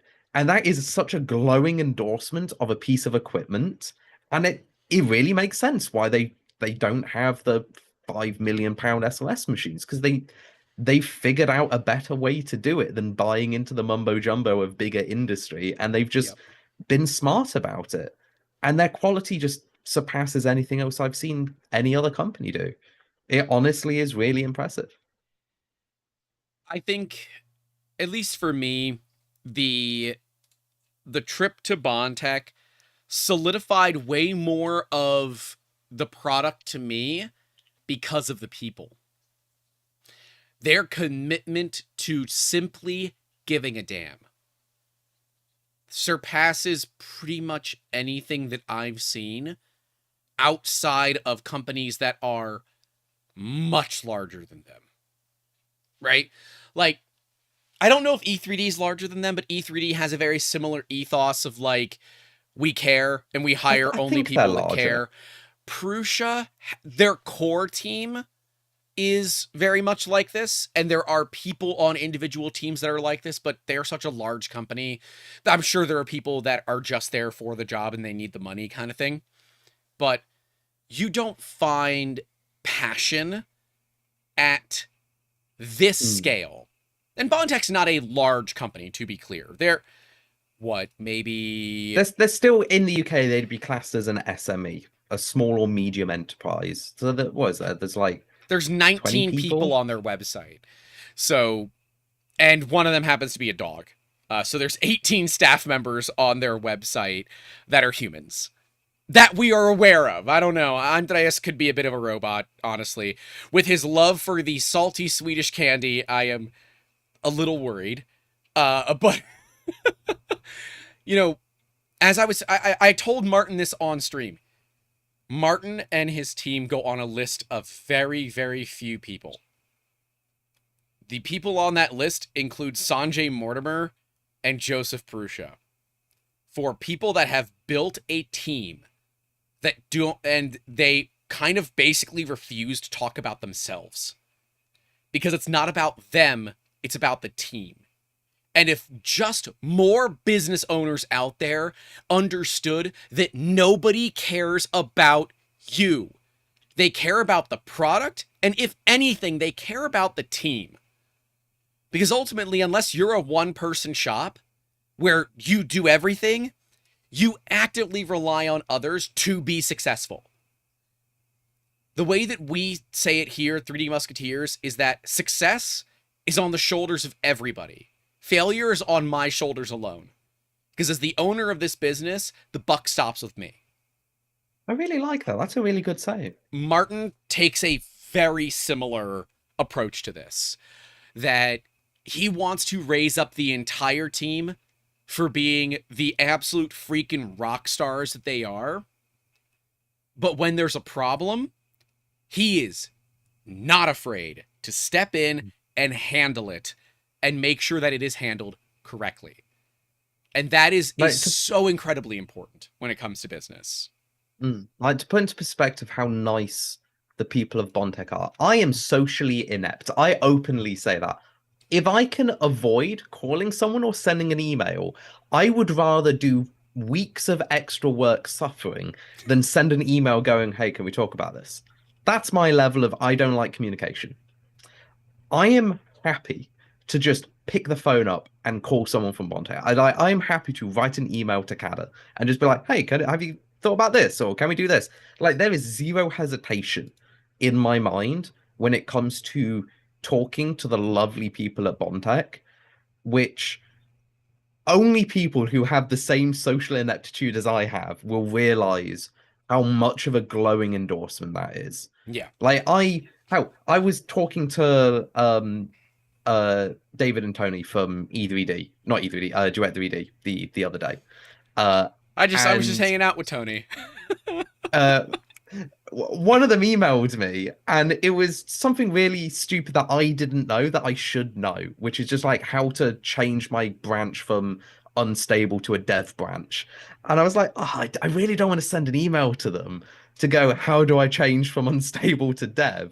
So I started messaging people in Discord instead, so I could like save that bit of face and everything. Bondtech, I don't mind that. Like, I'm just like, we are doing this. We are just on that level of I can send a WhatsApp message and get a response I back. feel like we've made And it's friends as yeah. well as business contacts. I feel like we've made friends. I mean, the one for me with Martin, beyond like when we brought him on the stream, was with Jimmy. Remember that? Yes. So Oh yes. Jimmy is a fan that drove about 4 hours each way to come and not only see Bondtech, but come and meet us and hang out with us. And he brought the candy, which is translated to Almost Swedish killed us. F words. I'm trying to keep the podcast more family friendly, but the That candy was yeah, Swedish F bombs a choice. yeah, it was a choice, and it's not a choice that I would It was ever a make. choice. Not a choice that I would make, but I brought some home for people. Anyways, Jimmy had just been kind of hanging out with us on the stream the whole time and didn't actually get a tour. So right at the end, we're like kind of running him through, showing him everything, explaining things. And Martin comes over. He's like, "You doing a tour?" Yeah. He's like, "I got you." And what happens then is now he's giving a tour in English, realizes quickly that Jimmy's local, and now he's doing it in English and Swedish, and they're having like these really deep talks about things that Jacob and I don't understand because they're talking in a language we don't know. We're just happy to vibe and let him enjoy it. Yeah. Yeah. I've never seen anyone care that much, where it's just like one person be like, "I didn't get the tour, can we do it?" And we threw this on Martin. We were just like, "You didn't get a tour, can you do something about this?" And he was like, "Yes," instantly. Not even a hesitation of the time, because it was the end of the day. Didn't It was ask past anybody the end else. of the day. Yeah, nobody else was asked to do it. He took that upon himself to give a private tour to a fan and a friend, and who will always be known as the dude. What an ultra giga Chad. Just- the dude. Hexacorn asks, "Can you talk about what was bad about the trip?" There's only one thing for me that's like, oh, that was a bummer. But it worked out to be such a cool thing for us that it was totally fine. So It I was the can't even train. call that bad. That wasn't even in my head. The only thing I could have called bad was us messing up the airport leaving. And that's Oh, on us. That's not even the trip. That's us. Yeah. Yeah, I don't want to tell that story too much, but yeah, there was an issue in the airport. I almost ended up not getting through customs. The customs lady yelled at me, and we were running very we were very late. So close to the wire. Yeah. Like when tensions are risen and then just they Yeah. throw a literal stupid thing. And it's all because now nobody warned us of this. And this is just something you should probably like. This is a life tip. Google the airport you're flying out of, not flying into. Because flying into generally is no issues. Flying out of, double check what type of X-ray scanners they've got. Because if you're going to assume they're the modern ones, you might be wrong. We had And to when take you've overpacked your bags on everything a out. last minute thing, Yep. we're having to rip wires out. And so Yep. Grant and Amber do an amazing job of packing their bags. Like they put their wires in a nice loom and they We've tie them learned. together so you can tell. Mine looked like a fucking bomb.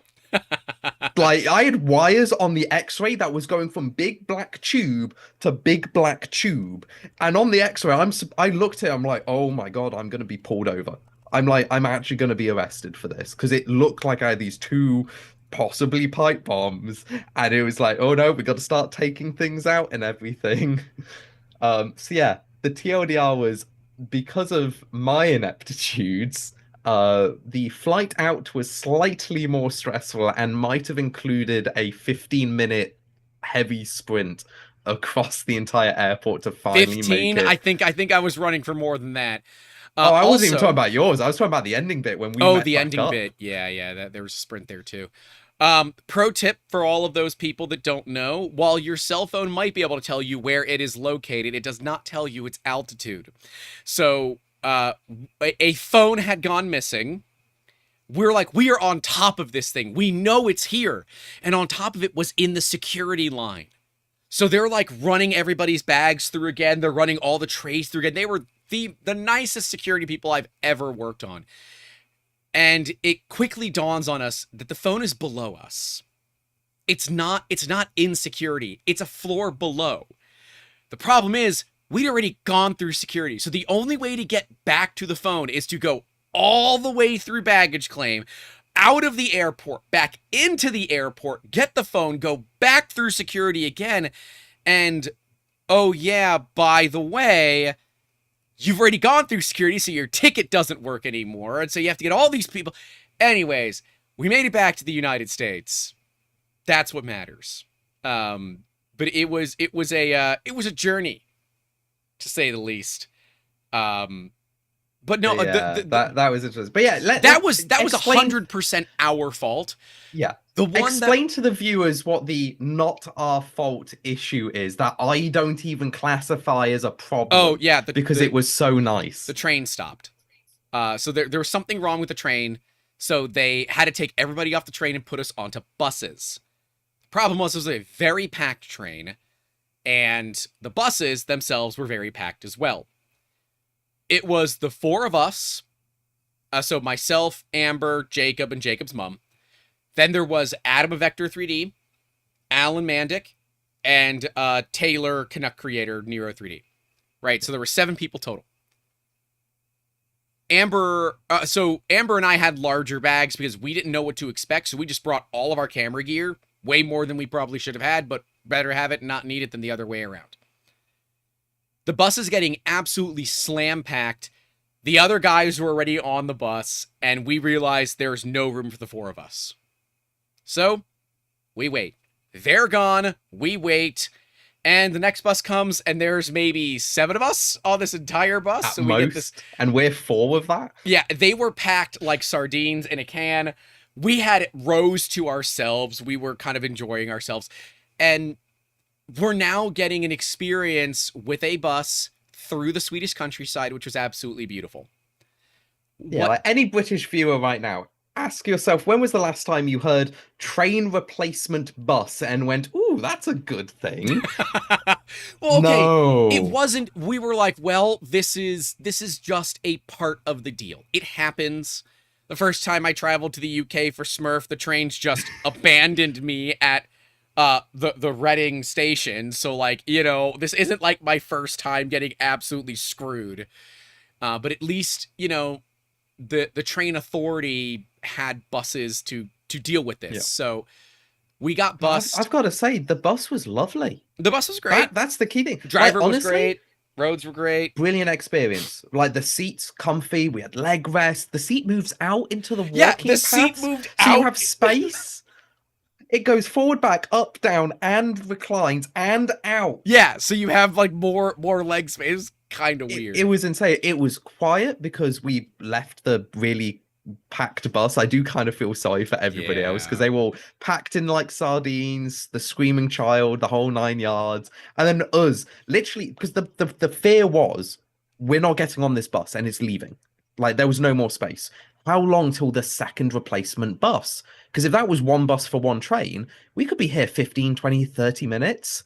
Literally 40 seconds Hours. later, another bus shows up, and we're Yeah. like, oh, um, well, that's kind of awkward. So we get on this, but it's just empty and it's us. And because the roads are so perfect and the scenery is gorgeous and there's no one blocking the windows, it is literally just like this panoramic view of nature while we're just sat around each other having a good conversation for 40 minutes in this lovely air-conditioned, Mercedes quiet coach. Mercedes coach. Like, come on, any Yep. American go up to you and go, "Yeah, do you want to go on a coach or a No, train?" And you're God, gonna go, no. "No, No, I don't want to I go on a would take the Greyhound. coach." It'll smell like piss, and there's probably someone out there who's going to threaten me with a knife. But at least, they say no to ice. Oh, So, but no, it was amazing. well, and then It was it got a little good. bit worse because we were 40 seconds too late to get onto the same train to get up to Alvesta as the other guys. So we had to wait for another train, which was about a 30-minute wait, which Also, so for everyone following, train. So we fly in to Copenhagen, Copenhagen, then we trained all the way up to Essel, Eslav, Eslav. and The then train stops there. Then we got the replacement bus, missed Eslav the to first bus, Hasselholm. got on the second bus, about 40, 50 seconds difference, trained to Hasselholm. And then when we got to that train station, this is where we missed the second train by Yeah. literally, well, technically, we didn't miss it. We got on the wrong platform. So we got on this platform and we're like, oh yeah, this one says it's going there. And we look through the window of the train to the train across from it. And then we just see everyone in there and they leave. It's like, oh Well, no. poop. Yeah. So we had to wait. It was about a 20-minute wait. And we're working with Kata and other people at Bondtech. And they're like, it's no big deal. There were 2 cars for you guys anyways. So they'll just pick you up later.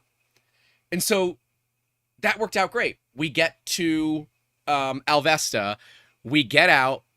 And Jacob, what is the first thing that I say when we get out of the train station? It's so comically timed. You're gonna It love is this. We got out comically the train timed. station with our luggage, and Grant literally stops for a second and points at a bloody car because it's always a car with It's Grant. always He a goes, car. Jacob, look over there. It's my That's dream my car. favorite car. Yep. Oh my god, that's my favorite car, and it's the estate version, the good version of it. Yeah. And it's just The Taycan Grant is now GT. gushing over this Porsche, and is just there, just saying how cool this car is. And then Who gets Martin gets out of the car, and then Grant just kind of like half takes. I'm It's like, oh, I'm about to be driving in this car. All right. Yeah. oh man. So and Luke, that was a nice car. it was the 4S. So it was the Taycan GT 4S, 536 horsepower, just amazing. Everything about it, A plus, A plus. Fit all of the luggage without even trying. It was so easy to fit everything. Yeah, just a beautiful, beautiful car, beautiful drive. Absolutely amazing. Yeah, Luke drives a Golf R.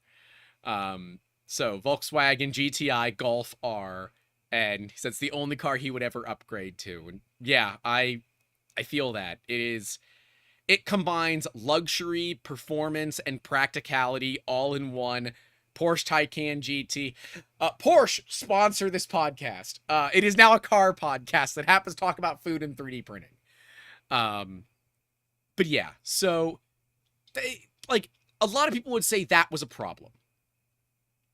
I would say no. Like, it was just part of the deal. in any other country, I would have said that would have been an awful way to start the trip. Like, if that was in the UK, I would have rather have gone home and fly home. Well, like, we the did have buses the are bad, cheat the code. trains are bad, your hospitality is not that good, the weather would have been awful, and then we get to Sweden, and the first thing they say over the loudspeakers is, you need to get off the train, there's a replacement bus, and I just look over at Grant going, it feels like home, and then it's lovely. It did not feel like home. This felt good. I don't know how to say it. It was a nice experience. Yep. The bad experience was nice. Yep. It was lovely. Yeah, I And then look at we that. got to have the trip from Martin taking us there because obviously we were late, so Mhm.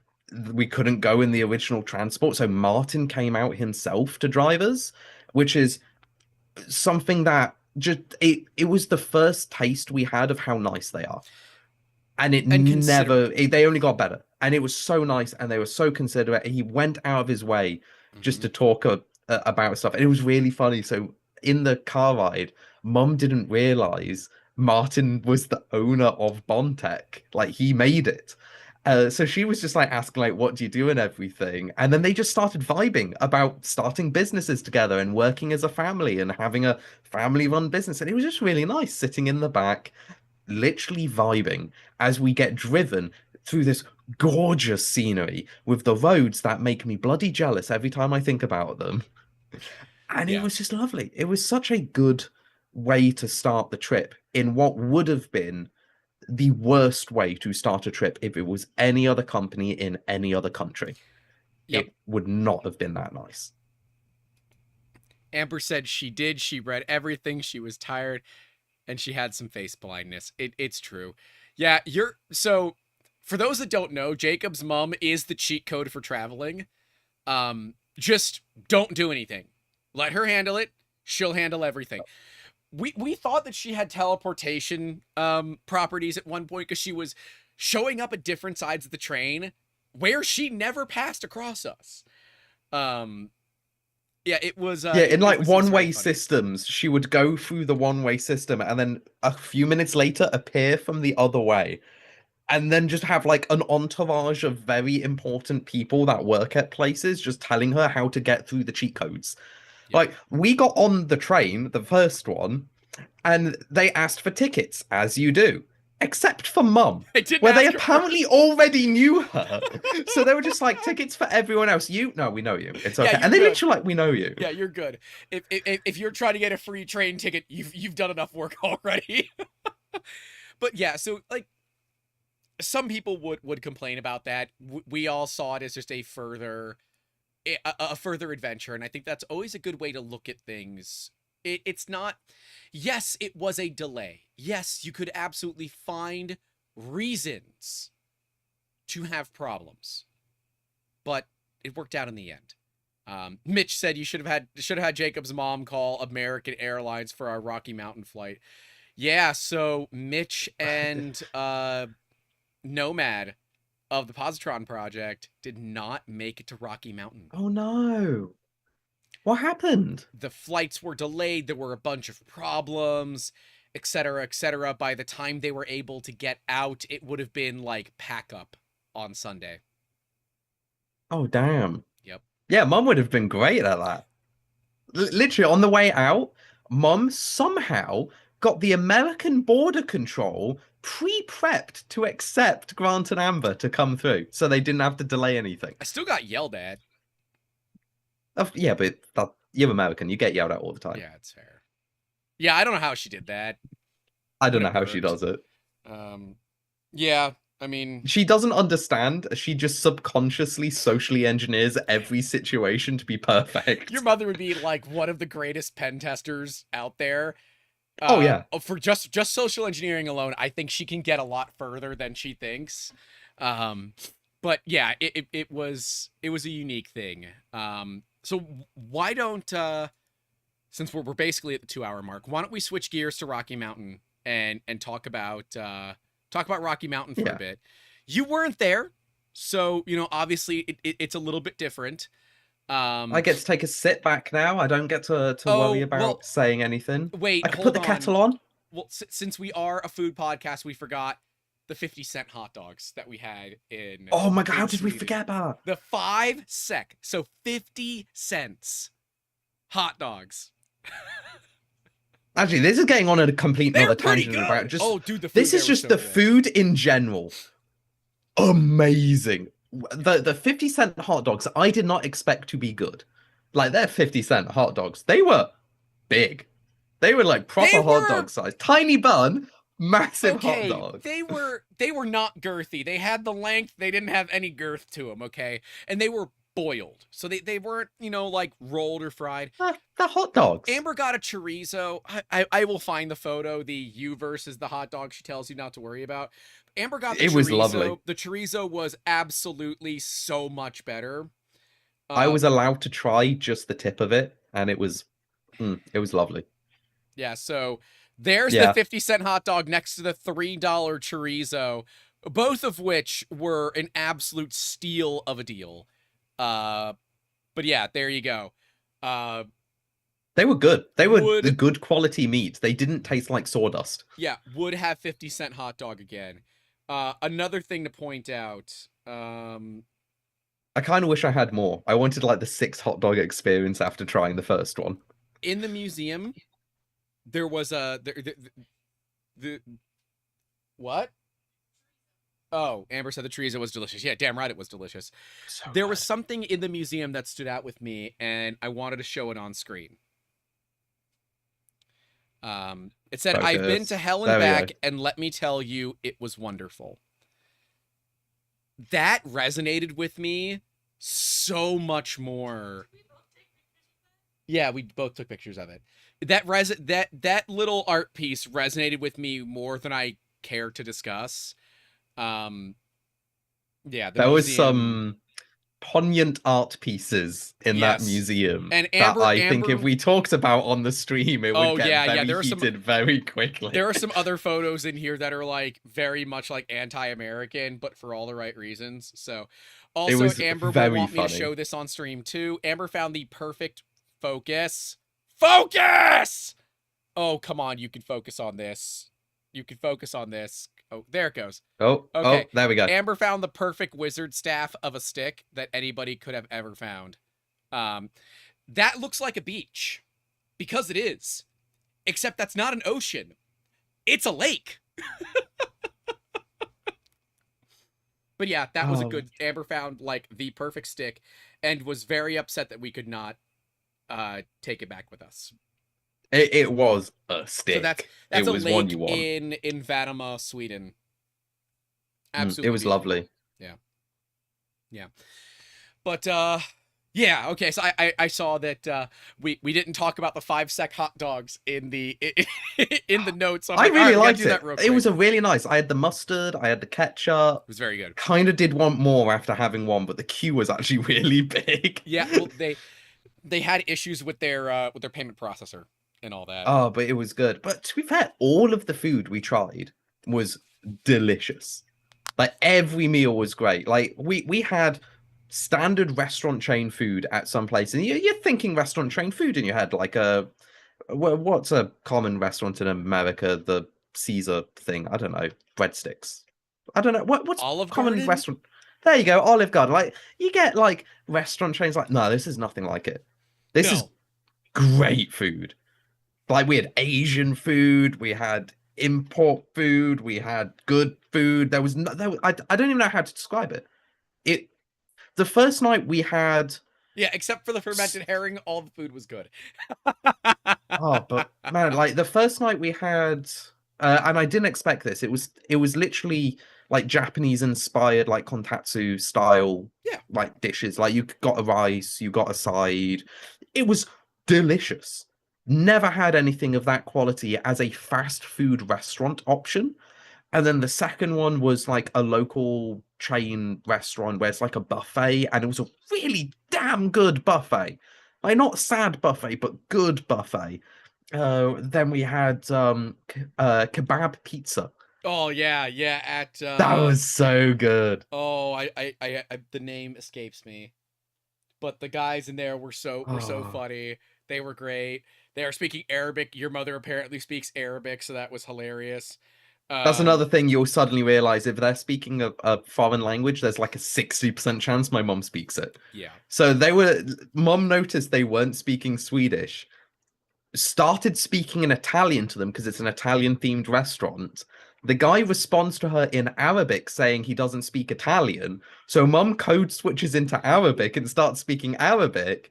The guy then yells into the back in Arabic to the what I'm assuming is the owner. saying come out here, and he switches to Italian, and then they're just talking in four languages between them all. I'm just there like, And then yep, this ABBA is came Sunday. on, and the girls were really happy about ABBA, so they turn up the music and play nothing but ABBA until after we're gone. It was hilarious. I still think they made our portion sizes bigger after Mum talked with them, because Dude, they the were freaking kebab huge. wrap that Amber got was larger than my forearm, like in length and girth. My God, and that's not even a man exaggeration. Like it was thick with It was like 8 C's. big. And then we got like a pizza and just like chips and kebab meat. So we're like, damn, we have over ordered. I did not expect this level of food from that. And the quality was so good. Everything about this. And then obviously we went to Pizzeria Chaplin, and that was bloody fantastic. And then you know what really stood out though? Was probably the worst meal of our entire time there, which was the very last day where we did the podcast at the Bondtech factory, and then we just went to like a hotel and Oh went to the yeah, hotel restaurant. yeah. And That it's just that late it's meal. not special, and it's not like, oh, this is the speciality of the area or a chain dedicated to this. No, it was just comfort food. It was good. It was mashed potato, meatballs, sauce, the whole 9 yards, and it was fantastic.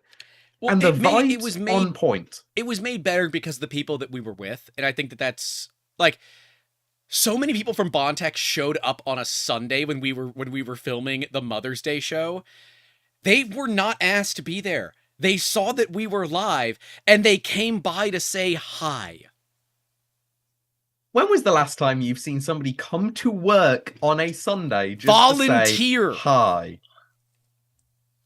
Yeah.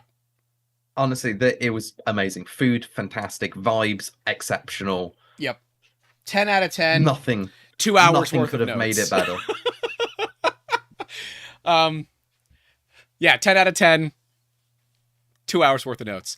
I would say the highlight of Rocky Mountain, because he's in here right now, is Mr. Brisket himself, David Connershover, who showed up day one, is like, you know who I am? I'm like, nope. He's like, I'm David CS. I'm like, Connershover?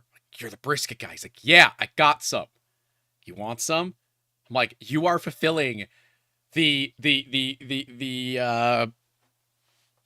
I don't know what it's called, like the prophecy. Yeah, you're fulfilling the prophecy of this podcast to be a food podcast, and brought some absolutely just tremendous brisket.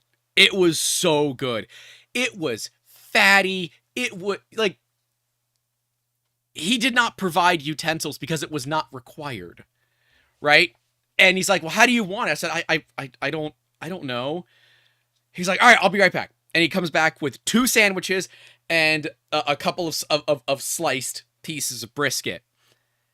And Amber had a family emergency that she had to run out for, so I was alone. So I said, "All right, I'm gonna try a bite in front of you so you can get my reaction, but I'm gonna record Amber's reaction and all that." So I've got all the reactions, David. We got them, and we actually started sharing it with people too, because we brought so much of it.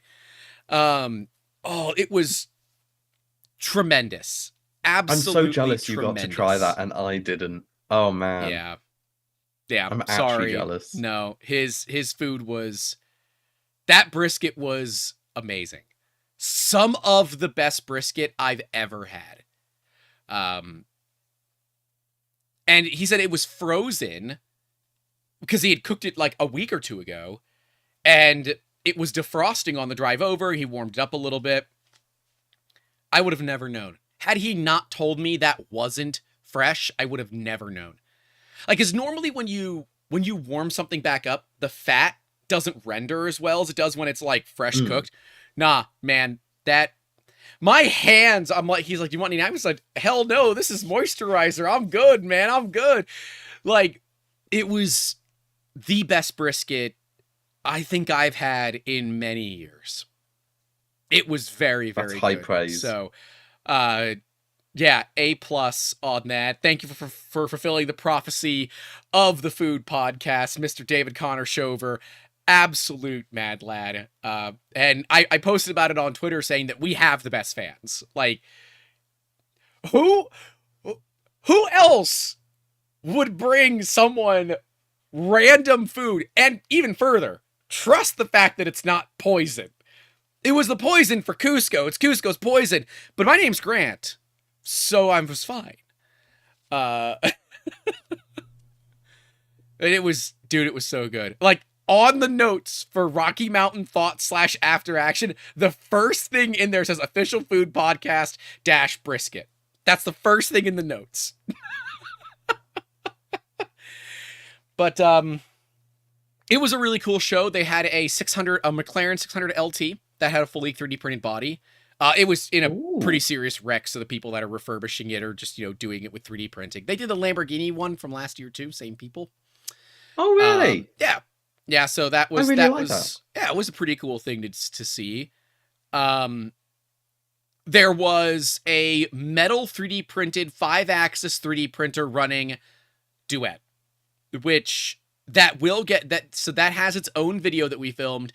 That is the coolest thing that we saw at Rocky Mountain RepRap, period. And we saw a lot of cool things, but a aluminum, now we're in the States, aluminum 3D printed metal printer is crazy. Because, like, you don't really normally print in aluminum because it's one of the harder metals to print in, because it does wick away heat quite fast. But that's what they did. And it was Generative Machine that did it. They were at the Duet booth, and it just blew my mind. Just straight up blew my mind. It was a really, really unique machine. And then it was also doing 5-axis. Because why not? As you do. As you do. Yeah. I mean, if you've got a generatively made machine, you might as well push it to more than 3 axes. Mad lads. But it also had full field-oriented control on it. And so they had an old variant, so like Hall effect sense. So they were using stepper motors like servos. Okay. But it could not skip. It would force itself back into alignment. They had an old so it's like variant... full closed loop. Yeah, full closed loop. But they call it field-oriented control, I believe, FOC. Yeah, FOC. They had an but FOC is normally only like a BLDC conversion. Like, it's for 3-phase instead of a stepper. Yeah, steppers are 3-phase. They're 3-phase BLDCs. Normally they're 2-phase. They have well, fair. I don't know that. They have 6 wires going to them, homie. That's 3 phases. That's 3. That is 3-phase. Or it could be 2-phase with a sense wire, but I'm going to say that's 3-phase. Because if they're doing FOC, it has to be 3-phase. So they had... That thing must be quiet then. Oh, it was dead quiet. And because 3-phase is like absolute no wire. Like no wire coil whine or anything. It's a perfect sine wave. Someone's telling me that steppers are 4-wire. Hold on. Wait. Hold on. Ugh. Stepper motor. Shit, they are 4-wire. Crap! Okay, so they're doing something funky then. So normally FOC, which is field-oriented control, is the smoothed version of BLDC, which is just the blocky version of controlling a 3-phase motor. Now, I know the Duet motherboard default doesn't output BLDC or 3-phase control. However, it also has the outputs for external control mechanisms, so you can run pure 3-phase servos on it. And if they're doing that, that thing's going to be silent.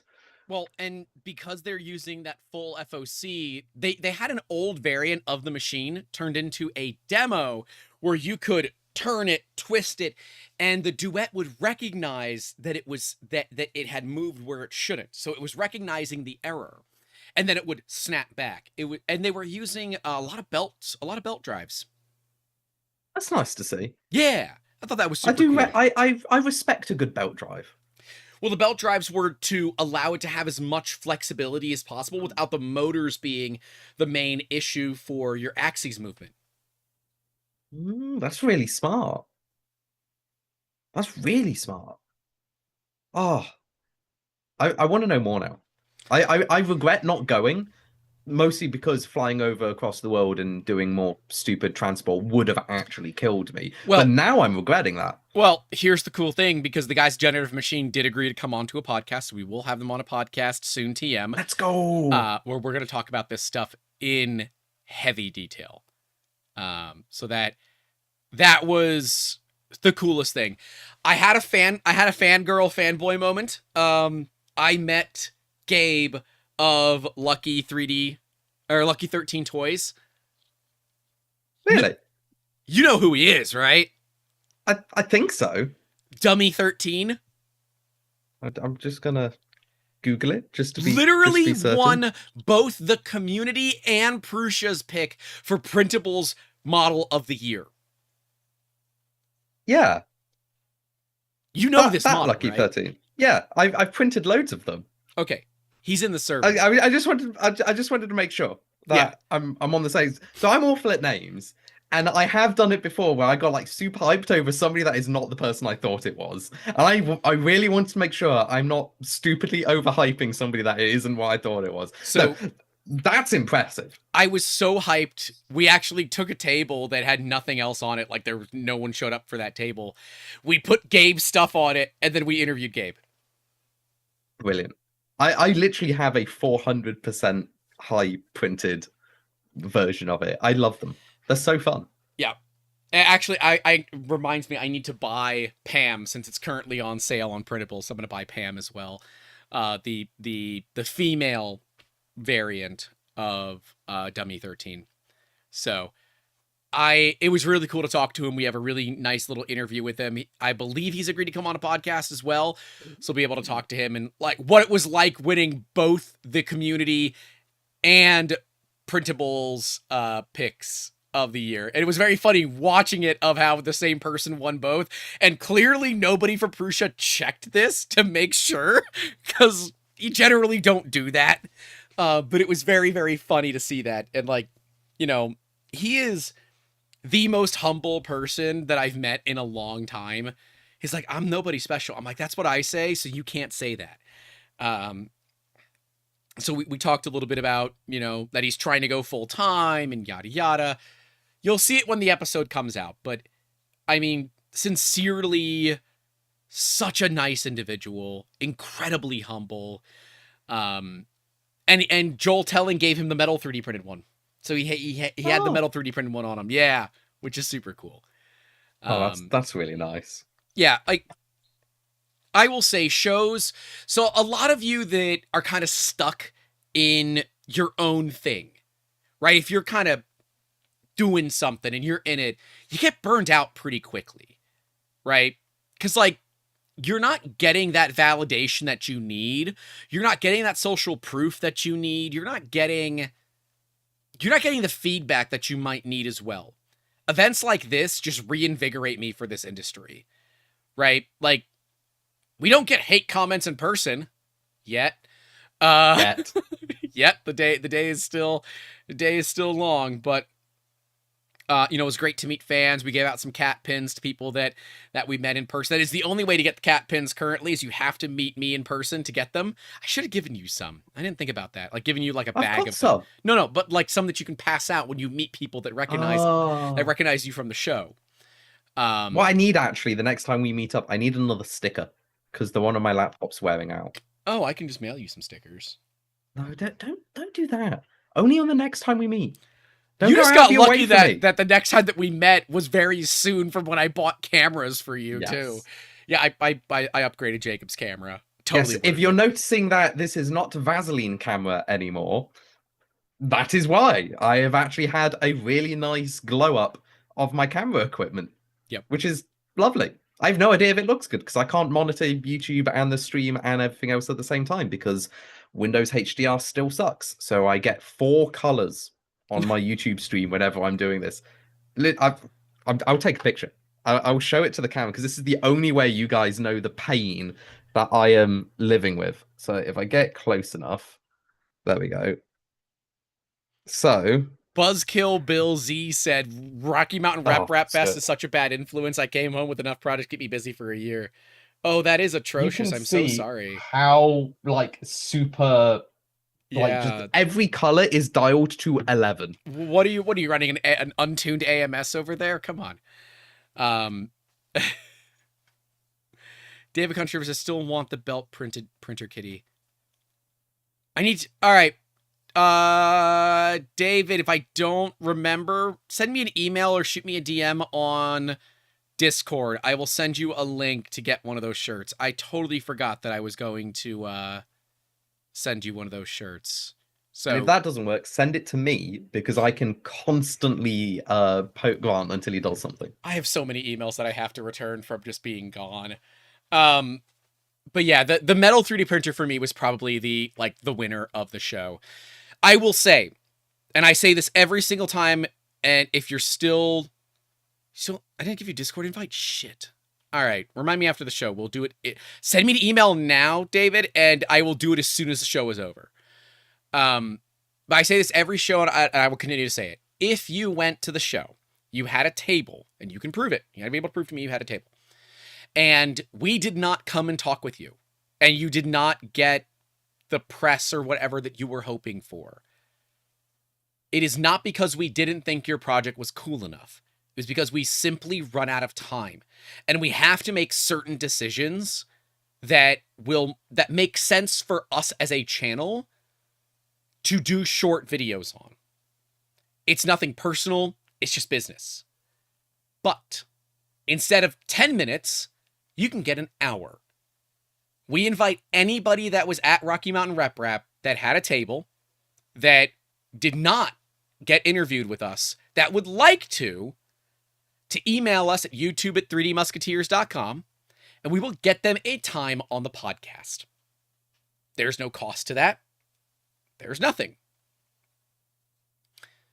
That is what we want.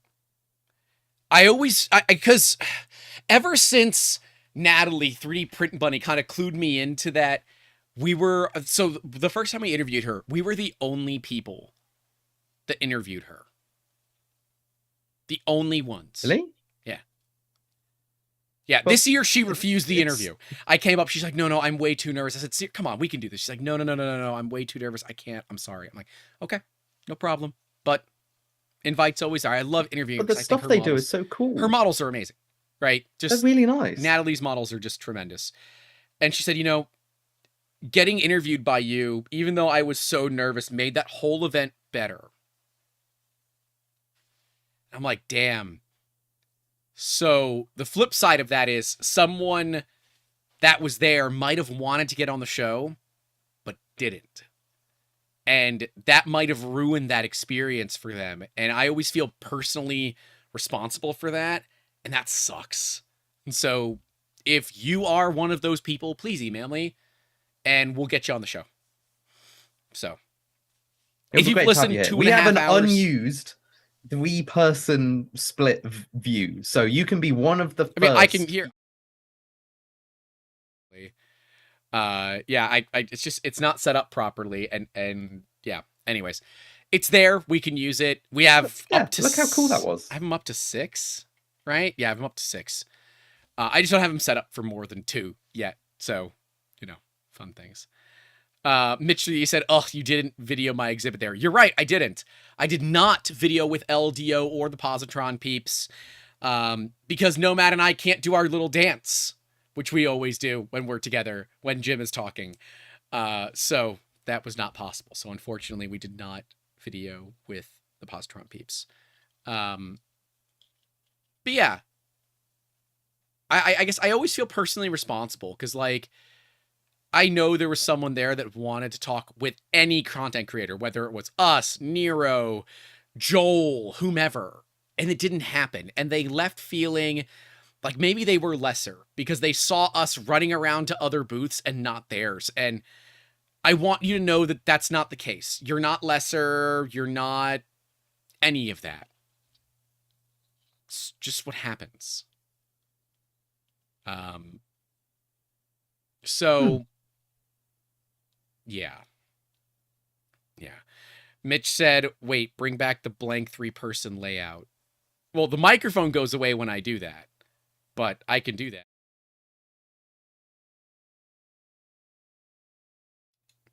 And yes, if you haven't figured it out, the background is a hand-drawn step and repeat background that we had made by one of our designers from years back. She is amazing. It does look really good. We love It Margaret. honestly We looks love Margaret amazing. so much. So yeah, that was. I always leave the events feeling like I failed. I always leave the events feeling like I failed. It's because you want to do so much Yeah. and always do more. And that Yeah. doesn't mean you failed. It just means you're more perceptive of what you wish you could have accomplished. But that comes at the cost of ignoring what you did accomplish. Yeah. This is like almost, it's not imposter syndrome, but it basically is. It's that little voice in the back of your head telling you could have done more, when in reality you already did loads. Yep.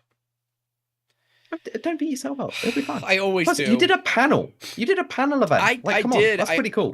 I did a business panel with Luke from Luke's Lab, with KB3D and West 3D. So it was the four of us hanging up on the casting couch, up on the stage. We were doing a business panel. We had no idea what the thought was. They thought I was going to be the moderator. I was not told that I needed to be the moderator, so I was not the moderator. So we just started chatting, and then we started taking questions from the audience, and we thought it went pretty well. It was a fun little chat. I'm sure it is. There's a live recording of it somewhere. I'm positive of it. But yeah, that was good, because I don't get to talk much about the business side of the the behind the channel, right? The service bureau aspect, and like the parts that we make and why we do it and how we do it. Yeah, I don't get to talk about that very much. So, yeah. Okay, so Justin says he'll be cutting the individual talks up as well. So, sweet. And yes, Mad Cat was moderating. I shouted you out during that. I knew you were moderating, so I shouted you out during the show. Obviously, one of the highlights for me was getting to see the Pika in person from Luke's lab. Jealous. So Quite cool. A lot. Yep. And it will be a Kickstarter that I will put my name behind it and say, yeah, it's totally worth it. Because Luke said on camera that if he fails to deliver the Kickstarter pledges, we can beat him and break his legs and kneecaps with a baseball bat. I've got the camera. Super slow-mo. We got to get that nice, like, impact drive. Yep. I also got to ride Jeff, the big robot from Gloop. See, I am always sketched out by robot arms. I have done too much work around robot arms and seen them when they fail to go, you know what? I want to be near a robot arm without a cage. Like, I don't know. Like, I've seen way too many safety vids, and not the 3D recreations of the safety vids. I'm talking like the UK don't have the money to do 3D recreations. We just show it. I took an opportunity to say I know the Gloop guys well. They know me well. We've spent time together off camera, off the record, all of that, just hanging out, talking business more than most of us would probably admit. And I'm like, can I sit on Jeff? He's like, yeah, if you want. I'm like, wait, really? Because, like, I was joking, but if you're not joking, I'm totally down. He's like, I got to write a quick program, but yeah, we can do it. He said, all right, I'll bring him down. Just let's figure out where a good low point is for you. And he said, and then I'll take him up, and then we'll figure out what the high point looks like. I'm like, okay. And so that's what we did. So I was like 7 feet in the air, 6 or 7 feet in the air, so 2 meters in the air. I also did at the end of the last day, I did the hanging one where, so normal people, please don't ask to do this. It's very dangerous. Don't do this. But hanging from one of the holder pieces as Jeff picks you up. But Grant's a YouTuber. Him getting hurt means he earns actually more money because it's good content. Yeah. You getting hurt makes a bad event. And insurance, right? It's like I've signed more than enough waivers with Gloop. But they're such nice people. Like the Andrews and Carly and just the whole team at Gloop, they're such nice people. Yeah, we had a lot of fun. So we filmed our tug of war with Jeff, as we always do. My intro for the videos is me being taken up and down on Jeff. I have my 360 camera. Amber's filming. Gloop has like 9 cameras set up. He brings a full Ubiquity setup, okay? Like proper networking Ubiquity setup. And yeah, it was that was fun. It was one of those things of like, you miss 100% of the shots you don't take. Wayne Gretzky, Michael Scott. Just it's a thing. It's a whole thing. But yeah, we saw the Pika. I think it's actually smaller than a standard bamboo hot end, or it's very, very close to it. The new Voron Cascade, their new mini mill. Oh, okay. Yep. That one looks quite interesting, to be fair. Yep. There was this really cool LED geodesic dome maker. We didn't get a chance to film with her. Her name is Haley. I think it was Haley. We met her up at the Electric Ranch, hilariously, and talked more about it. She was up at the Electric Ranch. What else? There's just so many cool things. Where was it? Buzzkill Bill said, Grant, you coming by just to say hi and reach out to chat later is part of why we leave Rocky Mountain RepRap with more products than we arrived with. It is what makes this community love. Is what makes the community love 3D printing, Recreator 3D. So yeah, Buzzkill Bill was with Recreator 3D. They do the pet bottles into filament thing, yeah, the pultrusion. So Recreator reached out on Twitter as like, hey, can you go talk with Bill? I'm like, if I have time, yes, but we already have a pretty, just decked schedule. And so right at the end, I'm like, hey, here's my card. Email me. We'll get you on a show. Because there was nowhere near enough time to go through all that. Armored Turtle released a new printer. I did not expect you to say that. Yeah, so they're the Box Turtle guys. Yeah. They released a high-temp printer that's liquid cooled. Ooh. So fancy. We're gonna have him on the show for that. We'll talk about the E1, I think is what they called it. And yes, E for extremely cool. Yeah. Or Lily extremely said, hot, wait, really. Pet bottles, I want to learn more. Is it pultrusion? Yes, it is pultrusion. Yeah, Recreator 3D is the one. And except no other clones, it is the Recreator is the one that you need to look at. There's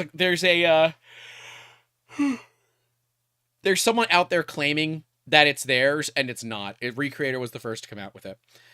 But yeah, what else? Try to get his name. It was the DIY Ultem printer. It was very French Canadian specifically. The name is escaping me. It was a DIY Ultem printer. It was right next to Gloop.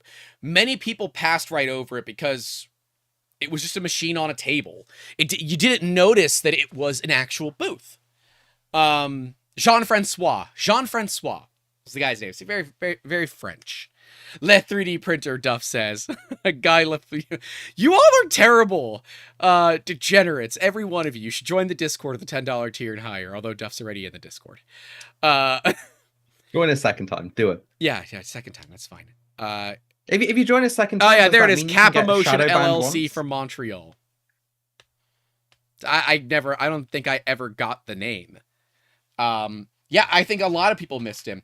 In fact, it was Tony from Duet that said, you need to go check this out. We were hanging out after day one, and he's like, all right, what was your coolest thing so far? I said, dude, it was the 5-axis at your table. He said, no, you got to go check this out. DIY Ultem printer. Dude uses high-density foam as basically building an oven. All the electronics are internal. And they're all enclosed in high-density foam. And they're cooled with compressed air. So instead of Huh. liquid cooling, which is problematic, leaks and things, he's just using push connect fittings and air lines. You can use an aquarium pump or you can use shop air if you prefer, and that cools everything and keeps it running. And they can reach bed temps 200 degrees Celsius, hot end temps of 500 degrees Celsius. And the cool thing that I didn't tell you about, Jacob, coaxial filament feeding. Yep. What? Yep. Yep. Oh, now please tell me you got footage of that. Kind of. You really can't because it's all internal. Also, Bearded Printer. I need to know more. That's what's important. I'm gonna tell you. I gotta thank Bearded Printer for giving us $10. Saying I'm glad I made it to the stream. Why wasn't Jacob at Rocky Mountain? Because England. England. Yeah, There's England two is the things. answer. Flights are spenny. You know what also is very spenny? The bloody hotels. I am not made of money to randomly fly across the world for no business benefit other than meeting with really cool people. As much as I really want to do these sort of trips and just have fun and vibe with people, I need to eat. Eating is good. So we and will eating requires remind. money. So what we'll do is we will remind people that there is opportunities to sponsor shows. We've done live shows at companies before, and you too could have us do live shows at your company. So, you know, just putting that one out there. Just putting it out there. There's a cost to it. We have but you can do it. Netflix certified cameras to take footage. Yeah, but we don't use that for streaming because that's way too much work. No, it's way too much work for that. But yeah, so it uses a coaxial filament. So a filament goes through, and then one goes around the outside like it's a trailer park girl. Is that going to be a joke that you get? No, No. but I know what you mean. Yeah, it's a M&M joke. Two trailer park girls go around the outside. Nothing. No. Oh, I am upset with you. I've told you my taste in music and like media just in general is ass. But that's bad music. That's why I thought you would know it. No, it's ass because I don't listen to anything really. Like I listen to music all the time, but I you're gonna kill me for this. It's literally 3 playlists. They're all randomly generated. One of them's the Spotify Monday morning, like they regenerate a list of all the new music. One of them is just the whatever you listen to, it will generate like 6 hours worth. And then the other is the really bad DJ mode because I can't help but laugh every time the AI DJ starts talking instead of just playing me another song. It completely derails me. It's stupid. And it's the same with films. I do not watch regular films. I watch absolute ass from it can be popular all the way to why did you experience like El Topo 3 times in a row? Don't do that, by the way. That is the worst experience I've had. Scott, if you're watching, that was the worst experience I ever had. Don't make me watch that again. Thank you. Well, anyway, so so one filament feeds in and goes down through like you would expect. The other one gets split up to basically coat the interior filament. But then they get so metamaterial production mid extrusion. It's not mixing, you're coating basically. Yeah. So he was thinking like think of Tullamer with a TPU skin on it.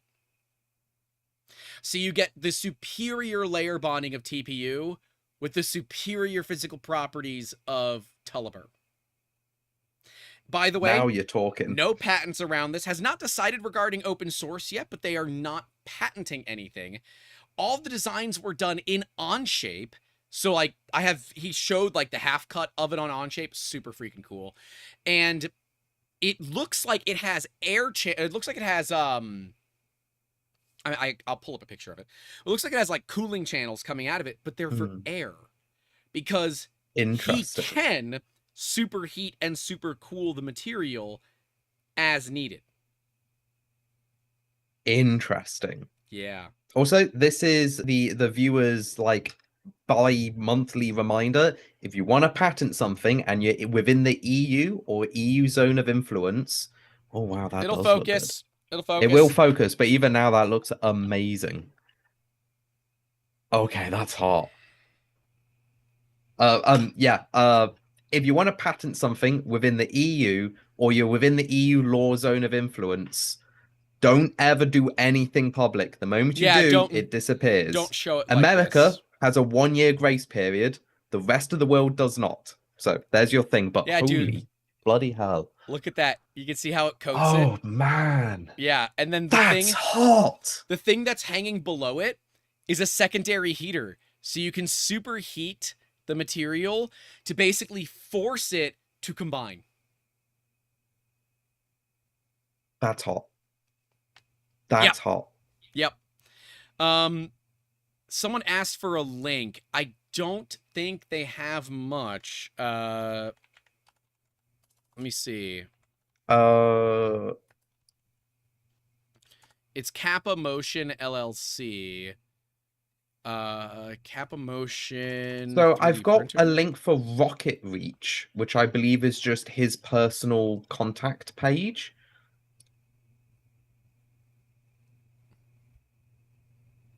Yeah, I haven't found anything. Send it to me on Discord. Let me see. Yeah, the only thing I found is this link, which I believe is his email and phone number. That is the guy. Yeah, Kappa Room Inc. Yeah, I'm not gonna put that one out there just yet. But yes, that is. Yeah, that is straight up doxing. We're not If gonna people saw this, that is just straight up. Don't do that. Oh, apparently link is live on the Rocky Mountain website. Anyways, Well- very, very, very cool setup. And did it all using hobby grade equipment. So That's really impressive. the frame of the printer, it's made out of this high density foam, milled it on a hobby grade mill, like on an X-Carve. Because it's high density foam, you can take just absolutely just stupid levels of cuts. Oh, I found him on LinkedIn. I'm gonna connect with him on LinkedIn while I'm thinking about it. Let me see. So is his company on LinkedIn? I'm like going through this whole. No, they're not. Okay. And it's all in French, so I can't read it anyways. He doesn't have a site that they know of. Yeah, that's what Justin said. So yeah, I don't think he does either. It is on, some of it's on GitHub last I saw, but yeah, truly a different mindset for engineering. He's not going to be patenting any of it, so that's a huge benefit. But like the fact that it's all done with like stuff that the average person can afford, super cool. Super cool. Honestly, says, that is just super want to see cool. more of this amazing machine. Don't worry, we interviewed him. We're going to be talking about it. And he did agree to come on a podcast. The accent is a little bit to get used to because it is a very thick French-Canadian accent. But he's the kind of person that I think it'd be a podcast that I could sit off on, and because I'm not going to add very much to it. It is, you know, Jacob, you and Jean-Francois, the two of you would just, you'd have a 3-hour Is this a bad time talk. to say I have an awful time at understanding accents? Yeah, well, you know, as the British guy, yes, that's bad. But it is also, you know, he's a manufacturer and you're a manufacturer. So, but yeah, I'll be the moderator on that one. I don't have a problem with it. But yes, super, super cool machine. We saw a Big Tree Tech booth where they have one of the dumbest yet most... It's like, how did nobody think of this first ideas? And I love everything about it, but yet it is so stupid. The H2D plate that they're making has exclusion zones like engraved in underneath the PEI. So you can see where only the left nozzle goes, only where the right nozzle goes. And they're working on all of their new plates to include the exact same grid pattern that is on Orca Slicer. Oh my God, that's so useful. It's so good for packing parts on a build plate so you can understand. Because like when I look at the X1 Carbon or most machines with a auxiliary part cooling fan, it doesn't cover the whole bed. It only covers a part of it, which is stupid. It's stupid that it only covers a part of it. But whatever, fine. But if I have a part where that's a big deal, I can now use the grid lines on the build plate and in the slicer to know that it's aligned properly. Smart. Smart. They also have a heater that they're coming out with for the bamboo, which I am very excited for. And I told Luke, as soon as they are available, send me one. If they're good, I'm buying 10. Now that's praise. I have some cheaty printers right now. I don't know how many of them are actually going to stay here. So I bought some Q1 Pros and Plus 4s, but I thought the Q1 Pros were much smaller than the Plus 4s. They're not. They're basically the same size, and they're a much smaller printer. So I don't think that I'm realistically going to keep this machine around, unfortunately. So as much as I want to, and I've literally unboxed them and they're sitting on the shelf next to me, I don't think we're going to keep them because the build volume matters a lot more. And I think I'm actually going to send them back and end up going with some Centauri carbons. Ooh, that should be interesting. And try out the Centauri carbon with a chamber heater. Because like the Plus 4 is such a small machine. They're like 245 by 245 by 220. Yeah, that's not massive. No, and the Centauri carbon's 256 cube. So bigger bed, slightly smaller footprint. Much smaller footprint. Because to be honest, that is something I could rant on about days, is machine efficiency for footprint versus print volume. Yeah. There is no reason machines can't be very efficient. It's just lazy manufacturing at the end of the day. The Q1 has this huge panel on the side of it where all the stuff is. And it's like, well, that's of no value to me. That's stupid. I don't want that. So, whatever. Now, machine efficiency is important. Like, if you need to put multiple on a rack, you can't waste that space. I'll show people because the shop has changed a little bit. There's now Plus 4s behind me where the Taz 6 used to be. So, yeah. Shop is changing. We are in some fluid works here. Yeah. Let's see. I was Pantheon was supposed to be there, but I didn't see Pantheon at the show. I was really hoping to see the HS Pro, but I did not see Pantheon at the show. They were slated to be there, but they didn't make it for whatever reason, so that's a bit of a bummer. That is a shame. Yeah. That's one of like the more hotly anticipated machines that is coming out recently. Yep. Yep. That is a shame. What else was also, you didn't get to see that little electric bike like riding around. Yeah, but that's the real shame. The Polymaker booth had enough of those. There were enough of those bikes going around. I kind of really want to make one. I think it would just be Pantheon so fun. backed out due to a conflict. Okay. Yeah, I would have loved to see that, but let's see. I got to talk with Mitch from Polar Filament. We got to give him some really nasty Swedish candy, which was great. Please tell me you recorded his reaction. I might have recorded his reaction. We recorded some other reactions. I don't know if I recorded his. I might have. I forget. Honestly, that was when I was running solo, so I'm not certain if I remember it. The Stone Wolf 3D printer was awesome. There were so many just super dope 3D printers. I need to look at like the attendee list and see, because there were some maker booths that we wanted to talk to that we just didn't get a chance to. It wasn't possible for us to get to them.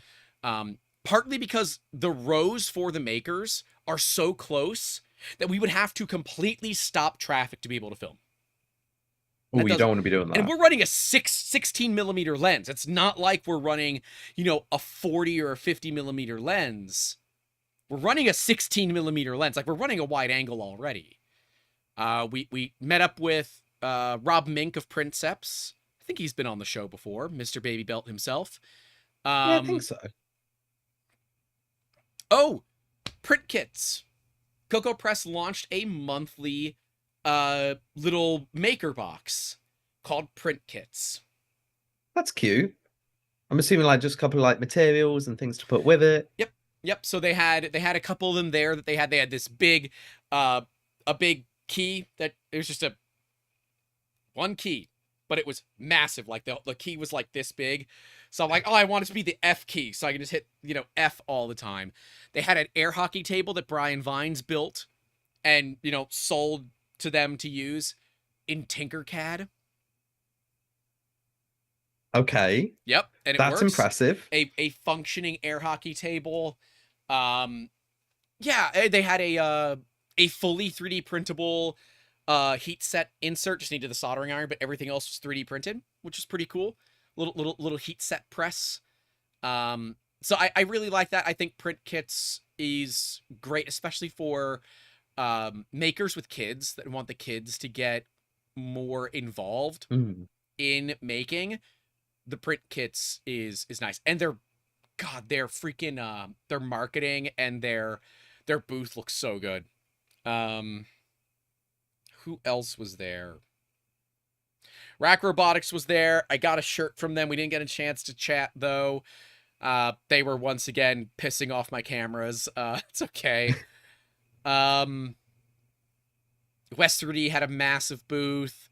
Voron had a massive booth. KB3D had a massive booth. Fabrico sponsored the event, but did not bring out a booth. So that was very interesting. They decided to Interesting support the decision. event, but not show up. That was deliberate. There was some reason to it, and I thought it was really cool of them to say, "Yep, we're not going this year, but we still want to support the community.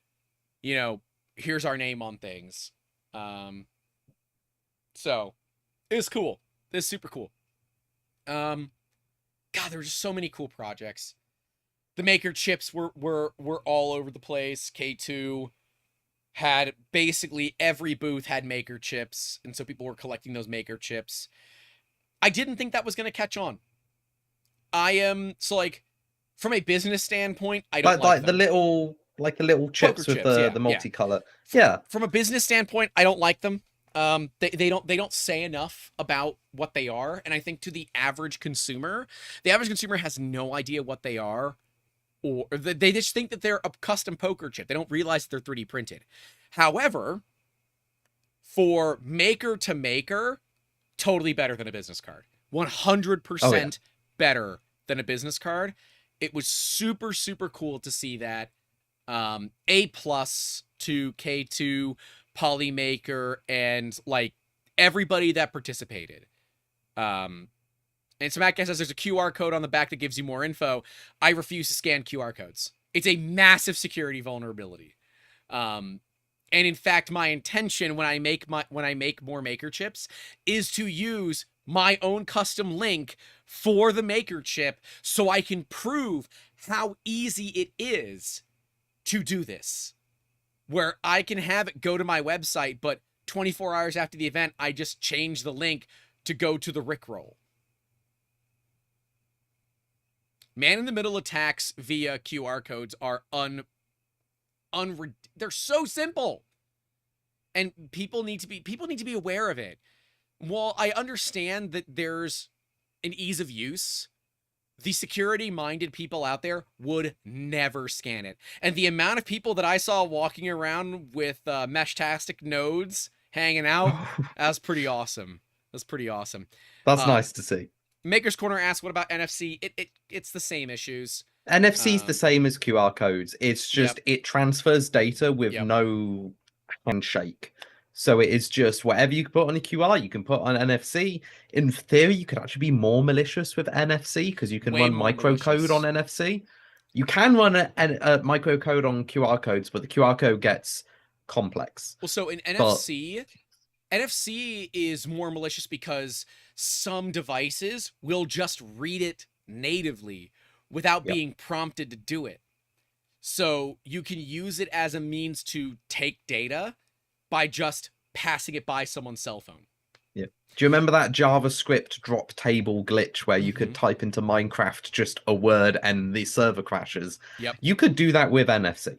Yep. And it was actually really funny because you could walk by somewhere and just crash the server. Like, this was why it was such a big issue. You could walk up to like my local university where they've got the scanning pads on the doors and scan it, and it authenticates it by crashing the server. That's how bad NFC can get when improperly used. Yeah, I mean, and to do this, you just need a Flipper Zero. You don't need any specialized hardware or equipment. You just need an off-the-shelf $130, whatever it is, Flipper Zero, and you can cause a lot of mayhem. Thankfully, hotel rooms and things like that are wising up to this strategy and making it harder to clone keys and things like that. But there still exists a security vulnerability, so be careful. Don't just scan random QR codes, please and thank you. Or do. I can't tell you what to do. Yeah, But it'll be funny when you inevitably get something stupid happen to you. Zaxman said there was a great DEF CON talk about QR codes in general a few years back. It would not surprise me. Yeah. The big thing for me is, like, if you're at a gas pump and you see QR codes, you know how easy it is? You know how easy it is to just replace that QR, like cut out the QR code on the sticker or put a QR code sticker on top of it, and no one will notice it for long enough that you've taken plenty of data. That is a huge scam in the UK. Oh, yeah, is we've got parking tickets are now mostly done over an app. So what they realized was the sign next to the app, when people are too lazy to open the app, they scan the QR code. Well, you can just put any QR code on top of that QR code, and all of a sudden you've got 300 people a day scanning a malicious QR code link. It happens. That's very easy money. I also don't believe it classifies as a major crime because it's graffiti. Just because there's a QR code, it doesn't change the fact that it does something, but it's a sticker. It's removable. So it's not permanent either. So, like, the punishment for somebody going up, slapping a QR code and walking away is at most a slap on the wrist and a fine. It's not worth the risk. I've thought about, like, putting, like, a sticker on my car with a QR code, and just because, like, we have a link shortener that we pay for, that we use, and I can track all the data on it. So, like, I can go to link shortener right now, and so, like, when people click on the Construct 3D link in the description, it is a link shortener. Let's see. One person has clicked it in the last 24 hours, 248 clicks total. 206 of them have been unique, 8 of them in the last 7 days, 67 of them in the last 30 days. And I could go even further and tell you what device they were on, where they clicked from, all this extra data that we can pull from this without even trying. Right? Like, this is not even difficult. So just something to be mindful of. Again, you take the risks that you are comfortable with. If you're not comfortable with it, don't do it. But yeah, take the risks you're comfortable with and nothing further. But I will say, the Maker chips, super cool. I have a bunch that were given out to me. I don't bring any. I probably should. I got to get with K2 and he made one for me. So I need to get the file from him and just start printing them out on the Bamboo. Because it's how long until somebody makes a Maker chip with that Eufy UV printer? Wouldn't take very long. It's 3D printed. So I got to experience it up at the Electric Ranch. It's a pretty interesting machine. It's a pretty interesting machine. But yeah, Duff said he's going to be scanning QR codes while riding a robot arm.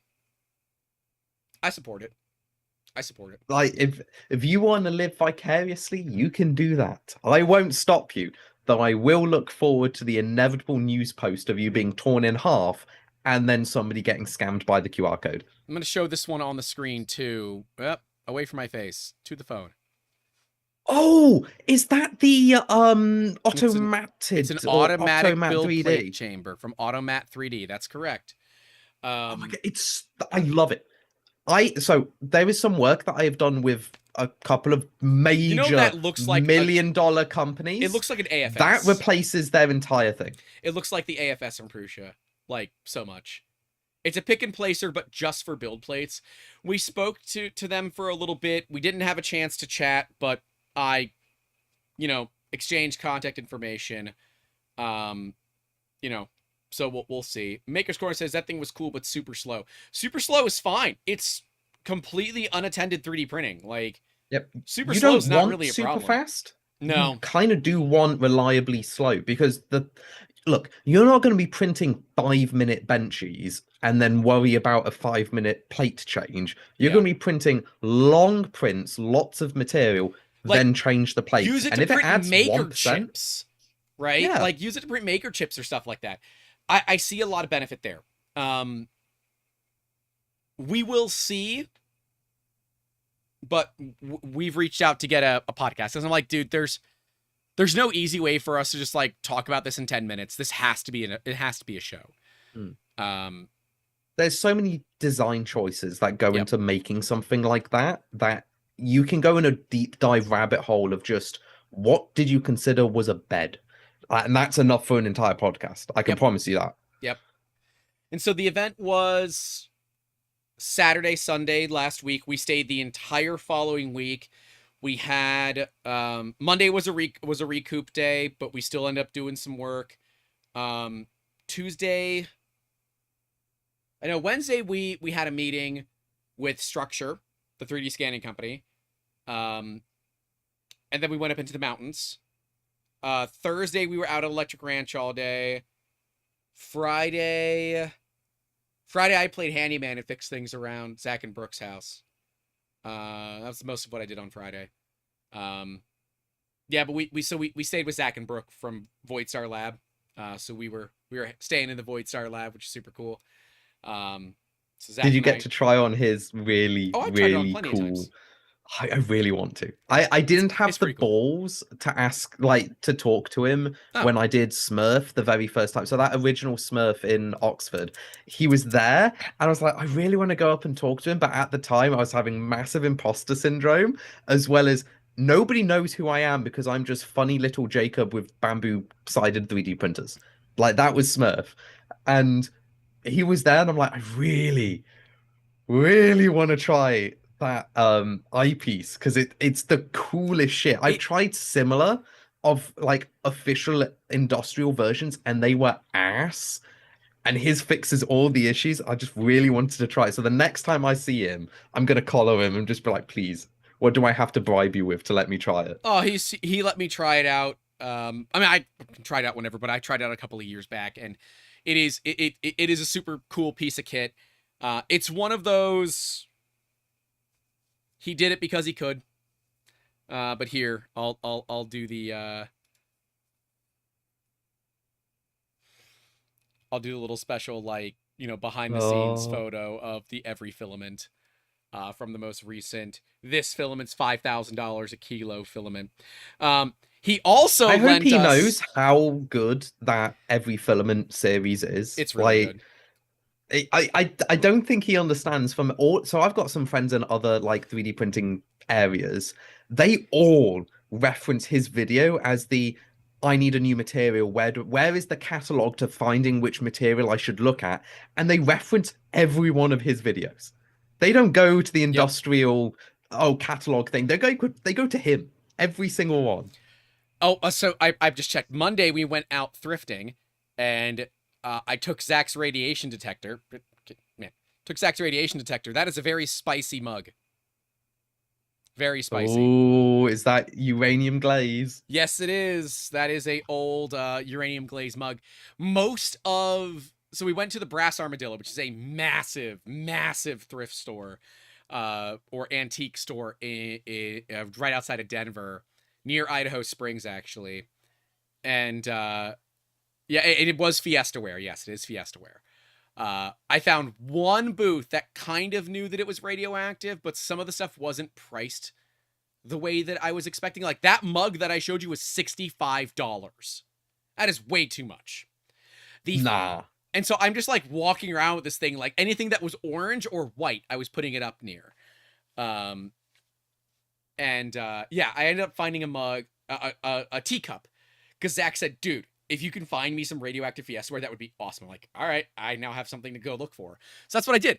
I found him a radioactive Fiestaware teacup that was not as spicy. We found a pitcher that was it was so spicy that I didn't see it. The device in my pocket started going off. That's how spicy it was. It was very spicy. Um, yeah. Yeah, it was a Oh very, no. that was fun. Amber got some stuff for her sister. I got a teacup for Zach. We also brought up some passion fruit. Zach is big into cocktails, so we brought up some passion fruits from we have a passion fruit vine. And so he made a passion fruit cocktail, which was very Oh, good. you should have brought a dragon fruit so you can make a flavorless cocktail. I don't have dragon fruits growing on the property. I have Don't. pineapples. Dragon fruit suck. I stand by that. Oh, okay. Dragon fruit suck. You are worse passion fruit.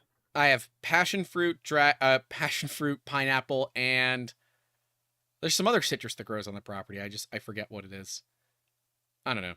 It's not in bloom yet, so we'll figure it out when it finally blooms. I need to get you some cactus so we can get you some cactus fruit.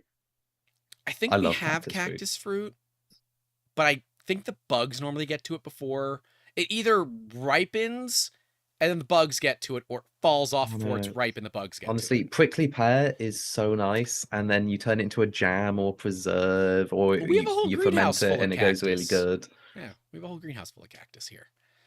But yeah, it was a fun trip. It's a fun trip. We're gonna be talking with the founder of Structure. So they make the Structure sensor for iPad. It's an iPad-based 3D scanner that is way better than it has any reason to be.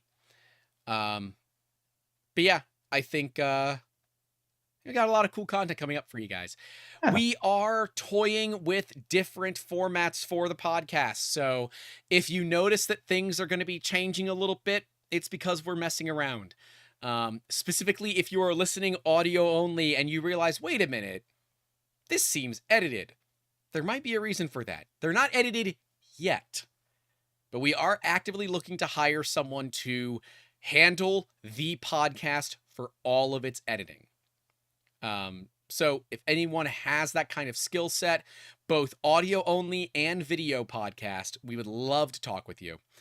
Bricker 3D said, thank you, Grant, for coming to Rocky Mountain RepRap Fest again. It was a pleasure having you. Well, thank you for helping make that possible. So the show did partially sponsor us to get us out there. So that was, oh, that's good. that was, that was helpful. It definitely helped. Huge thank you to Zach and Brooke for letting us crash with them, because the conference hotel was $400 a night. Oh, yep. And for anyone asking, that's why I didn't go. It's normally like $140 a night.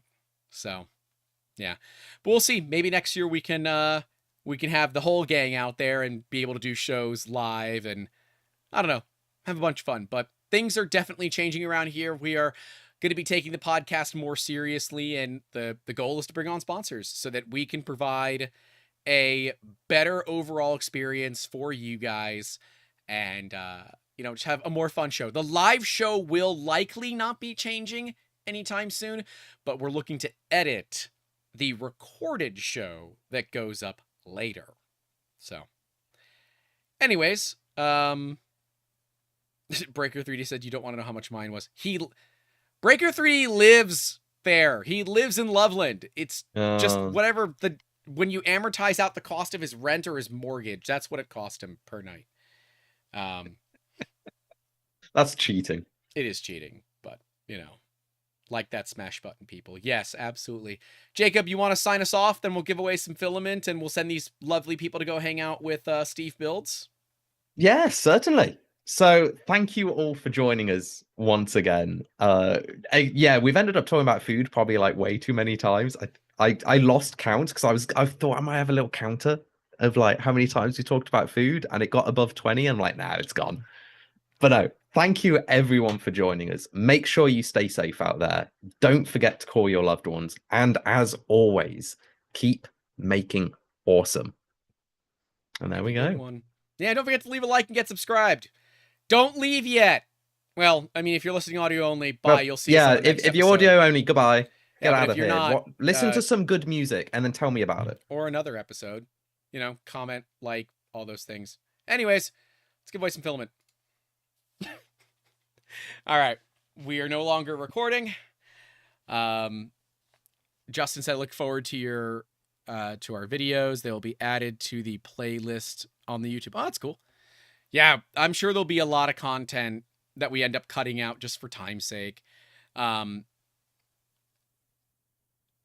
David Converser says, look, I love to do brisket, dude. That was like an unexpected, like, it was an unexpected highlight for me of the event. You'll make was me that want to go brisket. get brisket.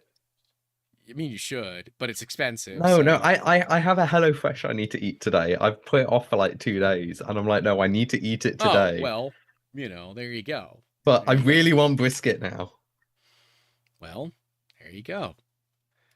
All right, let me get these names here. Let's give away some filament. For those wondering, I am behind on filament. Welcome to the world of being really effing busy and being gone for all these weeks, but we're making it work. You must be present to win. For those of you that reach out to me after the show saying, "Hey, I won." If you didn't comment during the show, it's not how it doesn't work. You got to be here live, because otherwise it's cheating. All right, let's shuffle these names a little bit. 47 names, pretty good chance to win a roll. I wonder what happens if I make my face roughly the same size as yours. I have no clue, and I'm worried about it. I'm using the YouTube live stream to see if the quality of the camera goes up or not. Oh, you're I know what you're doing. Oh no, I do not like that one bit. That is cringe. Okay, so the first person that won has already won, so we can remove them. Morzu. You guys want Morzu? Okay, fine. How, you get Morzu. how close is this right now? I'm concerned. Oh, dear Lord, have mercy. Oh no. Oh no. You asked for this. I did not ask You've for got this. to live with it. I did not ask for this.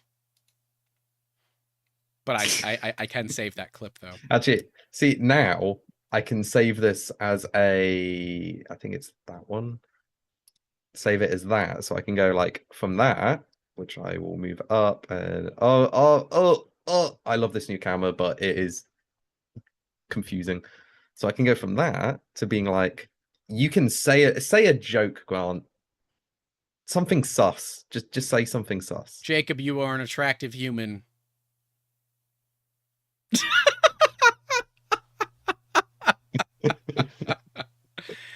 Yeah, sponsor us, Insta360. Just sponsor us. God, I can't find this person's name. Let me see.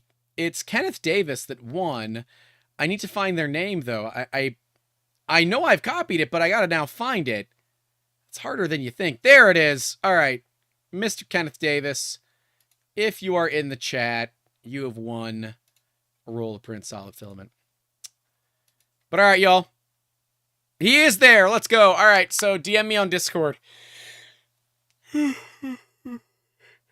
let's gif it. Yeah, I did capture that, so we could... Oh, no. We could do it. We could. It's doable.